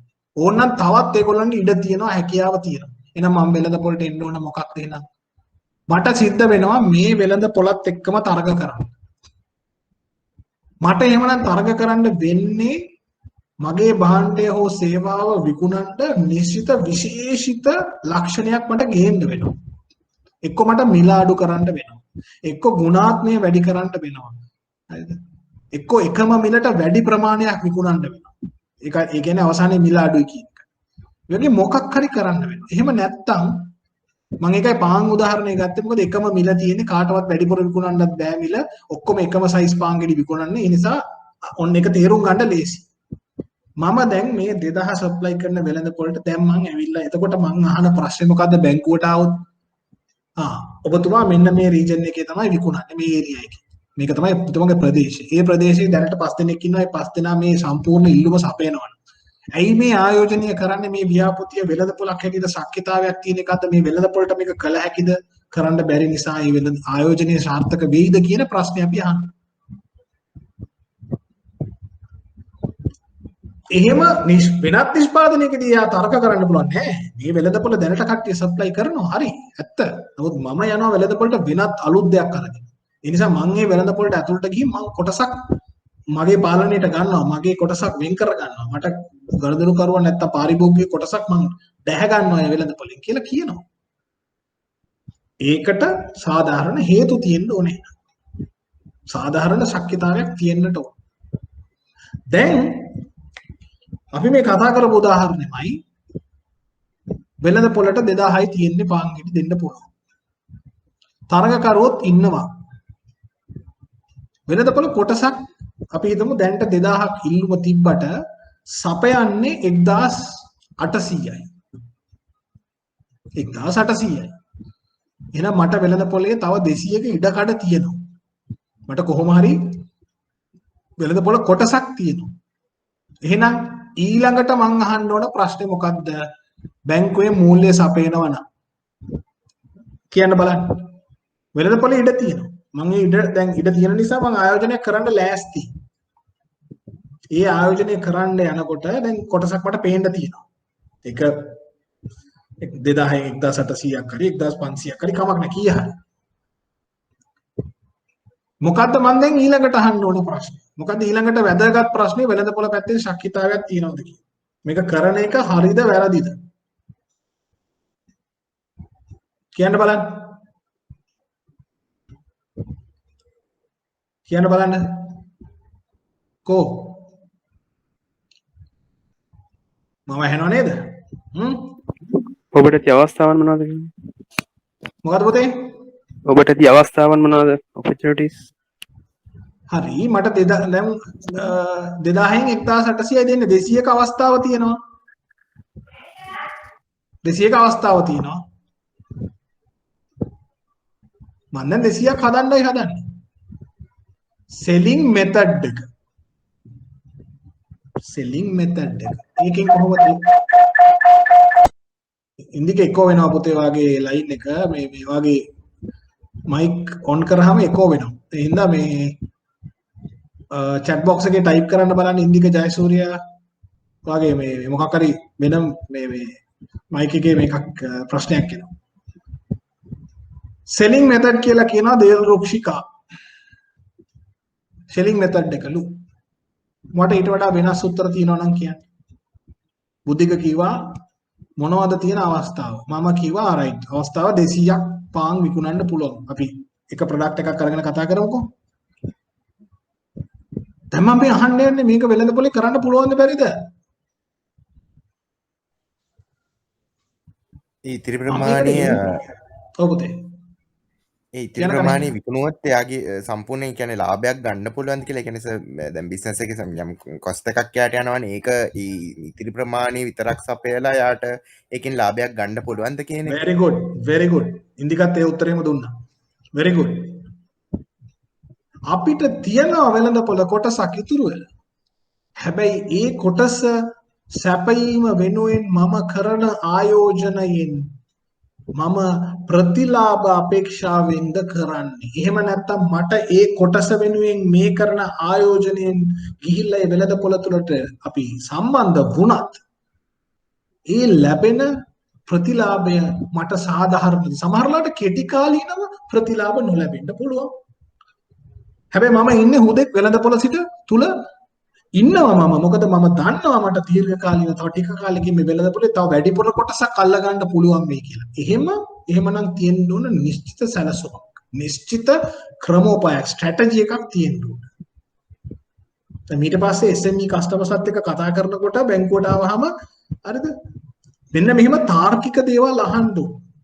මොකද එහෙම ඇහුවේ නැත්තම් අපි කස්ටමර් එනවා එයා කියනවා මම පාන් හදනවා මට මෙච්චර ඕන මට දෙන්න අපි දෙනවා එයාට පාන් හදන්න පුළුවන් වෙනවා පාන් විකිනෙන්නේ නැහැ බිස්නස් එක අප්සෙට් යනවා ඊට පස්සේ අපි ඒක ණය ආය කරගන්න කට්ටියට බාර දීලා අපි පැත්තකට යනවා ඒක නෙමෙයි වෙන්න ඕන එහෙනම් අපි ආය මුලට යනවා සමුච්ච ඉල්ලුම කීයද පාන්ගෙඩි 2000යි දැනට කොපමණ වෙළඳපොළට සැපයුම් තිබෙනවාද ඒ අනුව අලුත් තරගකරුවෙකුට ඒ තුල ඉඩක් තියනවාද? ඉඩක් තිබෙනවා නම් ඒ කොටසට ආයෝජනය කිරීම මත ප්‍රතිලාභ ළඟා කරගත හැකිද? එසේ නොවන්නේ නම් මේ ආයෝජනය කිරීමේ ක්‍රමෝපායක වැදගත්කම කුමක්ද? මේකේ මොකද උපක්‍රමය? ඇයි මේ ආයෝජනය කරන්නේ? අන්න වෙළඳපොළ ශක්්‍යතාවය අපි අහන විදි. ඕගොල්ලෝ ඊට පස්සේ SME වලට අපි ලියනවා ණය යෝජනාවක් අනුමතයි සඳහා යවනකොට ඔයගොල්ලන්ගේ යෝජනාව ඇතුලේ මෙන්න මේ තාර්කික කරුණු ගැප් වෙන්න ඕන. අපි මේ ආයෝජනය කරන බව මෙහෙම තීන්දුව කරා මෙන්න වෙළඳපොළ මෙන්න දැන් තියෙන තරඟය ඒ අනුව මෙන්න මෙයාට තියෙන වෙළඳපොළ කොටස ඒ නිසා මෙම ආයෝජනය කිරීම සාධාරණීයයි. ඒයින් ප්‍රතිලාභ ලබාගත හැක. එම ප්‍රතිලාභ ලබා ගැනීමෙන් ණය මුදලද පියවා තවදුරටත් ව්‍යාපාරයට පවත්වාගෙන යා හැක. සමහරට විට අර කනිෂ්කල කිව්වා වගේ ඉඩ නැහැ. ඉඩක් නැහැ. හැබැයි ඒත් යනවා වෙළඳ පොළට. මොකද වෙළඳ පොලේ ටිකක් කල් හිටපුවාම වෙළඳ පොළ කොටසක් අල්ලගන්න පුළුවන්. හැබැයි මේ වෙලාවේ අපි ණය දෙනවද කියන එක අන්න එතෙන්දි ප්‍රශ්නයක් වෙනවා. මොකද එයා මූල්‍ය අවධියේදී ප්‍රතිලාභ ලබන්නේ නැත්තම් අපි ණය දුන්නොත් ගෙවන්නේ කොහොමද කියන ගැටලුව. ඒක තර්ක කරන්න. දැන් ඔන්න ආය අමතක වෙන්න බෑ බේකරියේ උදාහරණයක් තමයි වෙළඳපොළ ශක්්‍යතාවය පෙන්නේ. පාන් ගෙඩි ගානෙන් තමයි වැඩේ පෙන්නේ. එහෙම නැත්නම් අපි වෙනම ක්‍රමවේදයක් පාවිච්චි කරන්න ඕනේ. අනිත් අය ඔක්කොම කරන්නේ හදලා බේකරිය තමයි විකුණන්නේ. නැත්නම් අලවිසලක විතරයි විකුණන්නේ. මම විතරයි ගිහිල්ලා පාන් ටික හදලා මම ත්‍රී වීල් වල දාගෙන ත්‍රී දොර අතර වල දාගෙන මම යනවා වටේ. ඒ ගිහිල්ලා තමයි මම විකුණන්නේ. ඉතින් මට මගේ විකුණක් වෙළඳාම ගැන සහතිකයක් තියෙනවා. මට වෙළඳපොළ කොටසක් දැහ ගන්න පුළුවන්, අල්ල ගන්න පුළුවන්. නමුත් අද වෙනකොට මේ අපි කතා කරන උදාහරණේ තියෙන වෙළඳපොළේ ඔක්කොම ওই ටික කරනවා. එහෙනම් මම විශේෂත්වයක් නැහැ. එහෙනම් මගේ මිල අඩු කරනවාද? මිල අඩු කරන්නත් බෑ. ප්‍රමාණය වැඩි කරනවාද? ඒක කරන්නත් බෑ. අන්න අපි කොහොමද වෙළඳපොළ ශක්්‍යතාවයේ තීරුම් ගන්න කියන එක. හරි. දැන් මම ටියුට් එක ආපහු පෙන්නන්නම්.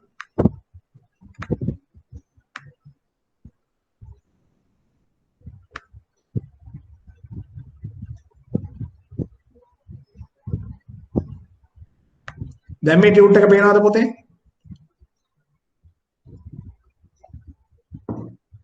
මට කවුරු හරි පුතෙක් තහවුරු කරන්න. පේනවා සර්. පේනවද පුතේ? පේනවා. right. වෙළඳපොළ ශක්්‍යතාවය.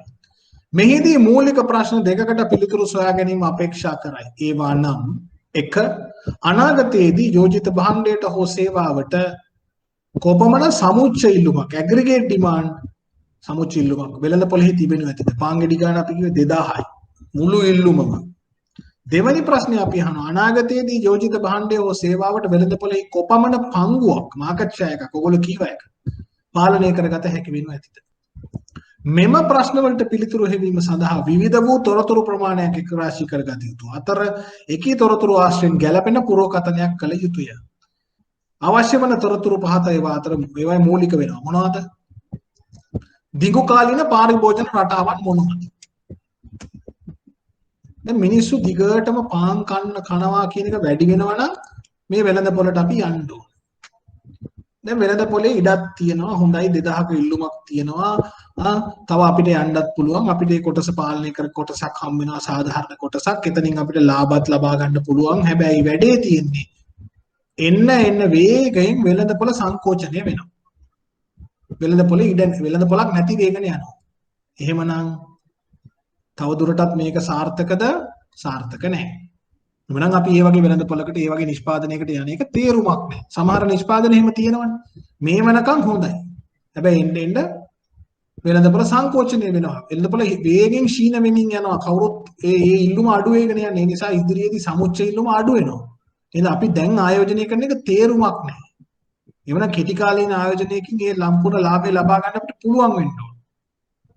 ඊළඟට වර්තමාන පාරිභෝජන මට්ටම කවරේද? දැනට කොච්චර කනවා බොනවද නැත්නම් දැනට කොච්චර මේකෙන් පාවිච්චි කරනවද දැනට පරිභෝජන මට්ටම සාර්ථක නැත්නම් අපි ගිහිල්ලා වැඩක් නැහැ ඊළඟට අතීතයේ හා වර්තමානයේ සැපයුම් ප්‍රභයන් හා ඒවායේ ධාරිතාවන් මොනවද අර අපි කතා කරේ දැනටමත් කොච්චර කට්ටිය ඉන්නවද අතීතයේ කොච්චර හිටියද දැනට කොච්චර ඉන්නවද ඒගොල්ලන්ගේ ධාරිතාවයන් මොනවද ඒගොල්ලෝ 2000ම දෙනවද පාංගෙඩි 1800ද දෙන්නේ නැත්නම් 2500ක් විතර හදන්න පුළුවන්ද ඒගොල්ලන්ට අන්න හරියට නිශ්චය කරගන්න. නිෂ්පාදනයට බලපාන ශක්්‍යතාවයන් හා සීමාකාරී සාධක මොනවාද? මොනවාද සීමාකාරී සාධක? ඔන්න මම ප්‍රශ්නයක් අහනවා. දැන් මේ නිෂ්පාදනයට අපි යනවා වැඩේ හරි වෙළඳපොළ හොඳයි පරිභෝජන මට්ටම හොඳයි ඉදිරියට පේන්න තියෙනවා වෙළඳපොළ වර්ධනය වෙනවා එහෙනම් අනාගතයටත් මේක කරාට කමක් නැහැ. හැබැයි සීමාකාරී සාධක මොනවද තියෙනවද? මොනවද සීමාකාරී සාධක? limiting factors මොනවද මේ වගේ මම පහන් වෙළඳපොළ ගන්නම්කෝ ඒකම ගන්නම්කෝ සීමාකාරී සාධක කියන්න බලන්න භාණ්ඩවල ගුණාත්මක භාවය සීමාකාරී සාධකයක්ද ගුණාත්මක භාවය ආය පුතේ ප්‍රශ්න කරන්න ගුණාත්මක භාවය සීමාකාරී සාධකයක්ද තරංගයේ මත තීන්දුව එකක්ද තරංගයේ තීන්දුව කරන එකක්ද තමන්ගේ සීමාකාරී සාධකයක් වෙන්නේ මොනවද කියලා හිතන්න අමුද්‍රව්‍ය හරියටම හරි අමුද්‍රව්‍ය සපයා ගැනීම කවුද දිනෝෂික නේද ලේබර් ශ්‍රමය සීමාකාරී සාධකයක් පිළිගන්නවා ඉතා හොඳයි තව මේවා ඇයි යටිතල පහසුකම් ශ්‍රීමා සහිත එතන ප්‍රවාහනය බල ශක්තිය sannivedana ඕන එකක් වෙන්න පුළුවන් මේවා සීමාකාරී සාධක වෙන්නේ ඇයි අපිට පාලනය කරන්න බැරි ඒවා ගුණාත්මය පුතේ මම එතනදි ගත්තේ නැත්තේ බුද්ධික නේද උත්තරේ දුන්නේ බුද්ධික පුතේ සීමාකාරී සාධකයක් විතර මම එක ගත්තේ නැත්තේ ගුණාත්මය තීන්දුව කිරීම දිලීප උත්තරේ හරි පුතේ නිපුණි වාගේත් උත්තරේ හරි අශයෙන් very good වාගේ උත්තරෙත් හරි මෙන්න අන්න බලන්න අපි සාකච්ඡාවෙන් ගොඩක් දේවල් එන හැටි සීමාකාරී නොවන්නේ ඇයි පුතා බුද්ධික නේද මට කිව්වේ මම හිතන්නේ ගුණාත්මය සීමාකාරී සාධකයක් නෙවෙයි එය competitive advantage එකක් තරඟකාරී වාසිය තීන්දුව කරන කාරණා සීමාකාරී කියලා කියන්නේ මට පිටින් තියෙන මට පාලනය කරගන්න බැරි ඒවා raw material මේගොල්ලෝ කියලා තිබ්බ අමුද්‍රව්‍ය මොනවද පාම් පිටි යීස්ට් අරවා මේවා ගන්න තියෙනවා මට පාලනය කරන්න බෑ ඒවයි මිල ඉහළ යනවා සැපයුම් අඩු වෙනවා මට පාලනය කරගන්න වෙන මම ඒක මත යැපෙනවා බල ශක්තිය මට සීමාකාරී සාධකයක්. ඇයි සමහරලාට මට විදුලි බලයෙන් වැඩ කරන පාම් පෝරණුවක්ද තියෙන්නේ, දර වලින් වැඩ කරන පාම් පෝරණුවක්ද තියෙන්නේ කියන එක මත මට සීමාකාරී සාධකයක් එන්න පුළුවන්. හරි විදුලි බලය නම් ඕන තරම් තියෙනවා. හැබැයි දර පෝරණුවක් තියෙනවා නම් දර නැහැ. අන්න ප්‍රශ්නය. බල ශක්තිය. ලේබර් ශ්‍රමය නැහැ ලංකාවේ. ලංකාවේ ශ්‍රමය ඒ පැත්ත අපි පුහුණු ශ්‍රමය නැති රටක්. අන්න ප්‍රශ්නයක් මට.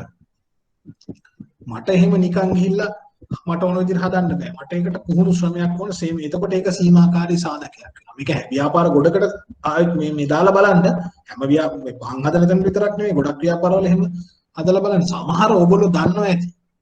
ඔයගොල්ලෝ දන්නවා ඇති සමහර කෑම කඩ තියෙන්නේ මේ පොඩි පොඩි හෝටල් කෑම හදලා විකුණන.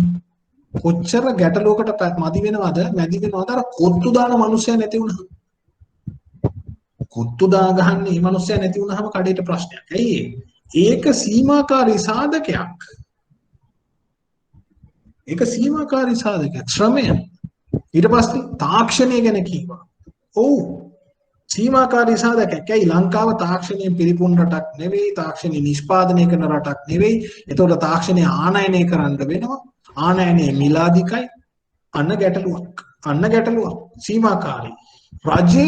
රජයේ විවිධ තීන්දුව බදු වෙනත් කොන්දේසි නීති රීති දැන් අපිට පැය 24ම වැඩ කරන්න ඕන කියලා හිතමුකෝ අපිට මේ වැඩේ කරගෙන යන්න පැය 24ම කරන්න ඕන. පැය 24ම වැඩ කරන්න තියෙනවා රජය විසින් පනවපු නීති රීති ප්‍රමාණයක් තියෙනවා. ඒවා අපිට සීමාකාරී සාධක වෙනවා. පැය 24ම වැඩ කරනවා නම් කොහොමද කරන්නේ? පැය 8 ඒවා 3ක්ද? එහෙම නැත්නම් පැය 12 2ක්ද? අන්න ගැටලුව. අශෙන් කියන ෆන්ඩ්ස් ප්‍රාග්ධනය මම ෆන්ඩ්ස් කියන වචනේ වෙනස් කරනවා. ප්‍රාග්ධනය අතිශයින් සීමාකාරී සාධකයක් නේ. අපි බැංකුවෙන් සල්ලි ටිකක් ඉල්ලගෙන මැෂින් ටික ගෙනල්ලා ඔක්කොම ගෙනල්ලා හයි කරලා දැන් වැඩේ ලෑස්ති. කරගෙන යන්න කාරක ප්‍රාග්ධනය නැහැ. අමුද්‍රව්‍ය මිලදී ගන්න සල්ලි නැහැ, බැටුම් ගෙවන්න සල්ලි නැහැ, බල ශක්තියට ගෙවන්න සල්ලි නැහැ. බරපතල ගැටලුවක්. සීමාකාරී සාධකයක්. ඊළඟට මාධවී කියන ප්‍රොඩක්ට් එක ගැන පාරිභෝගිකයන්ගේ නෙගටිව් අපේක්ෂාවන්. පාරිභෝගිකයන්ගේ නෙගටිව් අපේක්ෂාවන්. පාරිභෝගිකයා සීමාකාරී සාධකයක් වෙන්න ඉඩකඩක් තියෙනවා. මම ඒක නැහැ කියන්නේ.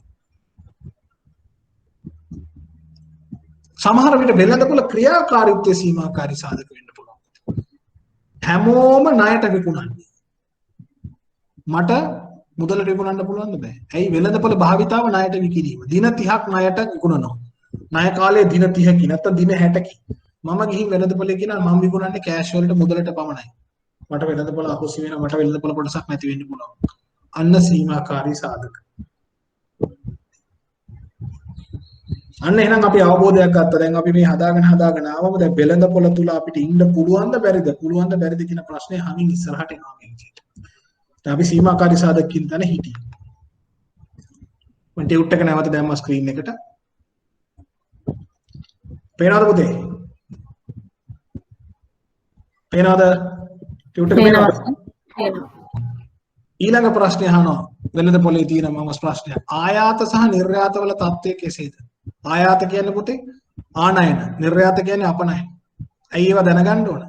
සමහර නිෂ්පාදන වලට කොච්චර තරඟ කළත් වැඩක් නැහැ. ආනයනය කරන ඒවා මිල අඩුයි. සමහරට ගුණාත්මයෙන් වැඩි. මම හොඳ උදාහරණයක් ගන්නම්. මම නැවත ස්ක්‍රීන් එකට යන්නම්. මම මගේ වීඩියෝ එක පේන හින්දා මේ ඔයගොල්ලන්ට පේනවා ඇති ඔයගොල්ලන්ගේ ස්ක්‍රීන් එකේ පේනවා නම් මේ තියෙන්නේ ඇට්ලස් පෑනක් නේ. රුපියල් 10 ඇට්ලස් පෑනක්. රුපියල් 10යි. ලංකාවේ ඊටාම සීමා සහිත වෙළඳපොළක් වෙලා තිබියදී උනත් මේ ඇට්ලස් පෑන ආනයන සමග තරඟ කරනවා මිල සහ ගුණාත්මය කියන දෙකෙන්. ලංකාවේ මේ බෝල් පොයින්ට් පෑන් කොච්චර පාවිච්චි කරනවද? හොඳම දේ තමයි මේක චීනය වගේ රටකින් ඉම්පෝට් කරන එක ගෙන්නන එක. ඇයි මේක මේ නිෂ්පාදනය ලංකාවේ කරලා කොහොමද? හැබැයි මේක ඉතා සාර්ථකව පෙන්නලා තියෙනවා. මම හිතන්නේ මේ ඇට්ලස් මේ චූටි කියන මේ කුඩා පෑන රුපියල් 10යි. දැන් අද ඒ හින්දා පෑනක් කියන එක මිනිස්සු සලකන්නේම නැහැ. එච්චර වැදගත් භාණ්ඩයක් විදිහට. රුපියල් 10යි. හැබැයි මේ නිෂ්පාදනය වෙනත් මීට වඩා වෙනස් එකක් තමයි මේ තියෙන්නේ. මේ මොකද්ද? මේ පැන්සලක්. මේ පැන්සලක් නේ. මේක ලංකාවේ නිෂ්පාදනය කරන්න බෑ. ඇයි? ආනයන ඊට වඩා තරඟකාරී. ඒ නිසා මේ වෙළඳපොළට මම එන එක තේරුමක් නැහැ. හැබැයි මේ පෑන් වෙළඳපොළට නැත්නම් මේ බෝල් පොයින්ට් පෑන හදන වෙළඳපොළ තරඟකාරී බවට පත් කරලා තිනවා දේශීය වශයෙන්. ආනයනත් එක්ක උනත් සටන් කරන්න පුළුවන් විදියට. එතකොට මම වෙළඳපොළට යනවා නම් කොච්චර ආනයනය කරනවද? ඒවා කොච්චර බලගතද කියන එක හොයන්න. එහෙම නැතුව මං වෙළඳපොළට ගිහිල්ලා ටික කාලයක් යනකොට මට වෙළඳපොළ අහිමි වෙනවා. මේක වුණා හරිම අවාසනාවන්ත විදිහට ලංකාවේ ගොඩනැගිලි ද්‍රව්‍ය නැත්නම් ඉදිකිරීම් කර්මාන්තයට සැපයුම් කරන අයට විශේෂයෙන්ම සරණේරු අගුළු ඇන ඒ වගේ දේවල් නිෂ්පාදනය කරපු දේශීය කර්මාන්ත මේ තිබුණා ගොඩක් මේ වත්තල ප්‍රදේශය ආශ්‍රිතව පානදුර ප්‍රදේශය ආශ්‍රිතව සෑහෙන කර්මාන්ත ප්‍රමාණයක් තිබුණා ලංකාව තුල නිෂ්පාදනය කළ දොරවල් වල සරණේරු දොරවල් වල අගුළු අර හුළඟට තියන්න ඕන අර හුළංකොකු කියලා කියන අපි කියන එක ඊට පස්සේ දොරවල් වල මේ හැන්ඩල් එක වගේ පොඩි පොඩි නිෂ්පාදන තා හොඳට කරගෙන ගියා ආනයනය කරන්න දුන්න සැනින් ඒ වෙළඳපොළ කරපු සියලුම දෙනා වෙළඳපොළින් වත්තලා සමහර අය බංකොලොත් භාවයටම පත් වුණා. වෙළඳපොළ ශක්්‍යතාවය නැති වුණා ආනයන නිසා. එහෙම වෙන්න පුළුවන් ද තව නිෂ්පාදන වලට? ඉතාම ලේසියෙන් වෙන්න පුළුවන්. ඉතාම ලේසියෙන් වෙන්න පුළුවන්. ඒ නිසා ආනයන සහ අපනයන වල ස්වභාවය. අයි අපනයන වැදගත් වෙන්නේ. සමහර නිෂ්පාදනය කරලා දේශීය වෙළඳපොළට සටන් කිරීම තේරුමක් නැහැ. ඒවා අපනයන වෙළඳපොළට තමයි ඉලක්ක කරගන්න ඕන. අපනයන වෙළඳපොළට යවන්න බැරි නම් ඒ නිෂ්පාදනයේ ඉදීමේ තේරුමක් නැහැ. දැන් උදාහරණයක් ගන්නකො තේ කර්මාන්තයේ අහවල් දෙයකටද ලංකාවට නිෂ්පාදනය කරන්නේ. ඊටාම කුඩා වෙළඳපොළක් අපි තේ කර්මාන්තයේ අපි තේ ආශ්‍රිත නිෂ්පාදන වල අපි බොන්නේ අපි පාවිච්චි කරන්නේ ඊටාම පහළට වැඩිච්ච නිෂ්පාදනය තමයි අපි පාවිච්චි කරන්නේ. ඇත්තටම තේ කර්මාන්තසල අතු ගාලා එකතු කරන ඒවා තමයි අපි බොන්නේ. එච්චර පහතලින් ඉහළම ගුණාත්මකයේ තියෙන හොඳම නිෂ්පාදන විදේශගත වෙනවා. ඒවා විදේශ වෙළඳපොළට යනවා. ඒක අපිට තියෙනවා විශාල වෙළඳපොළ. කුරුඳු ලංකාවේ පාවිච්චි කරන්නේ බාලම කුරුඳු ටික. හොඳම කුරුඳු ටික අපනයනය කරනවා. එහෙමනම් ඒ වෙළඳපොළේ ඉඳගෙන අපි දේශීය වෙළඳපොළට තමයි මම සපයන්නේ කියලා ඉඳලා වැඩක් නැහැ. මොකද දේශීය වෙළඳපොළට තේ රබර් තේ කුරුඳු වල හොඳම දේ දීලා වැඩක් නැහැ. එහෙම වෙළඳපොළක් නැහැ. එක තේ කිලෝ එක රුපියල් 7-8 වෙනවා. එතකොට දීලා වැඩක් නැහැ. කවුද බොන්නේ තේ?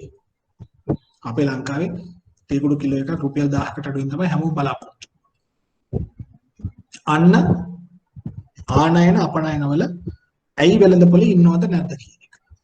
හොඳයි. දැන් කියන්නේ ඉස්සෙල්ලා මේ කියනේවා තේරෙනවද? මේ කියනේවා ප්‍රායෝගිකව තේරෙනවද? මේ කියනේවා ප්‍රායෝගිකව පාවිච්චි කරන්න තේරෙනවද? එහෙම වෙන්න ඕන කියලා හිතනවද? දැන් මේවා ඉස්සරහට පාඩම් දැන් මේ බැංකුවට ගිහලා වැඩ කරනකොට මේවා ඔළුවේ වැඩ කරන්න ඕන. මෙහෙම හිතන්න ඕන මං කියන්නේ. අය විවිධ ප්‍රදේශවල දරුවෝ ඉන්නවනේ. ඒ කර්මාන්තයේ ප්‍රදේශවල තියෙන ඒ දරුවෝ දැන් හිතන්න ඕන මම මෙහෙම තමයි ඊට පස්සේ හිතන්නේ කියලා. දැන් මොන හරි මේ කතා කරපු දේවල් වල නොගැලපීමක් නොතේරීමක් තියෙන දරුවෝ ඉන්නවද මට කියන්න? කතා කරන්න පුතේ. තේරුණාද මේ කියපු ටික මෙතෙක් වෙලා? මොනවාද නිෂ්පාදන ශක්්‍යතාවය කියලා කියන්නේ? ඇයි වෙළඳපොළ ශක්්‍යතාවය කියන්නේ මොකද්ද? ඒ වෙළඳපොළ ශක්්‍යතාවය ඇයි මෙහෙම අපි පියවරෙන් පියවරට ඉගෙන ගත්තේ කියන එක තේරුණාද? කතා කරන්න.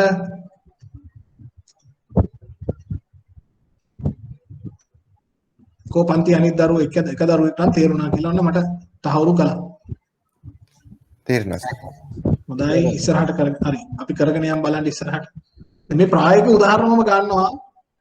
වෙළඳපොළේ තියෙන සාමාන්‍ය උදාහරණ මම ගන්නෙ.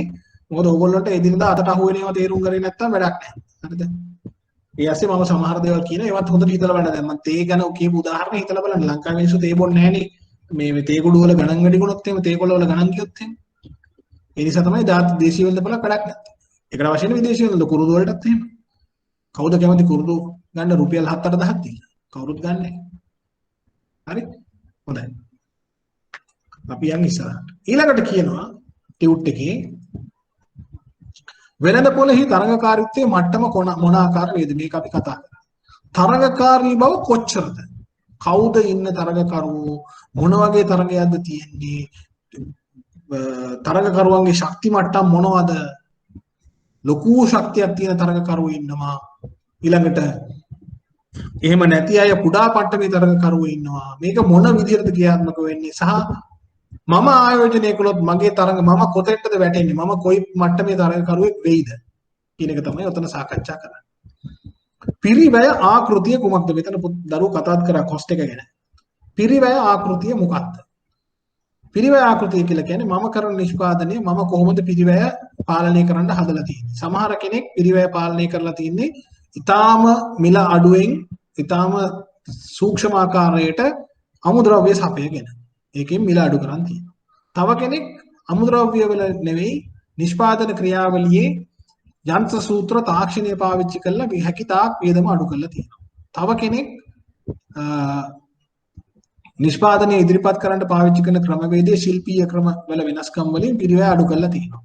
මේ විදිහට මොකක්ද පිරිවැය පිළිබඳ තියාගෙන ඉන්න ආකෘතිය? එක එක නිෂ්පාදන ආයතන එක එක විදිහයි.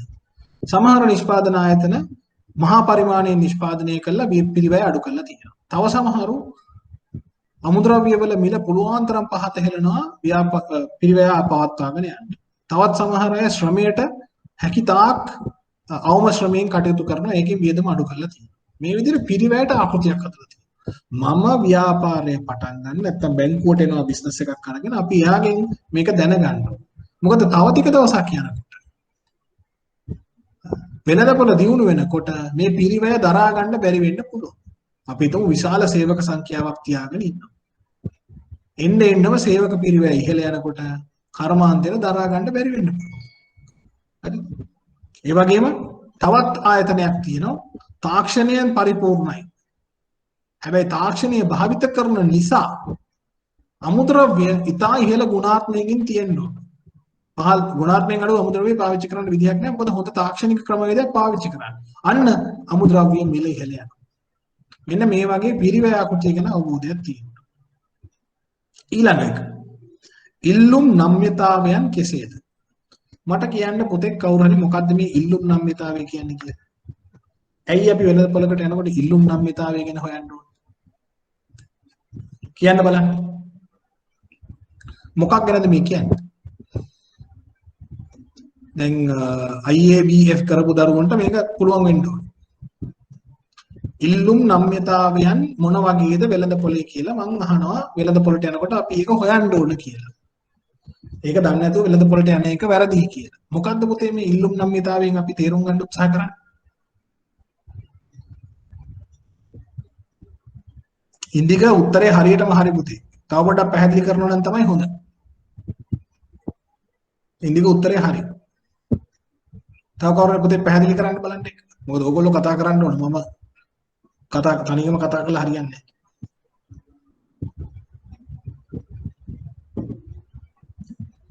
ඉන්දික කියනවා relationship with the price and the demand. මිල සහ ඉල්ලුම අතර තියෙන සහසම්බන්ධතාවය මොකක්ද ඒ? මිල යම්කිසි ප්‍රතිශතයකින් වෙනස් වුනහම ඒට අනුව ඉල්ලුම කොච්චර ප්‍රතිශතයක් වෙනස් වෙනවද? හරියටම හරි.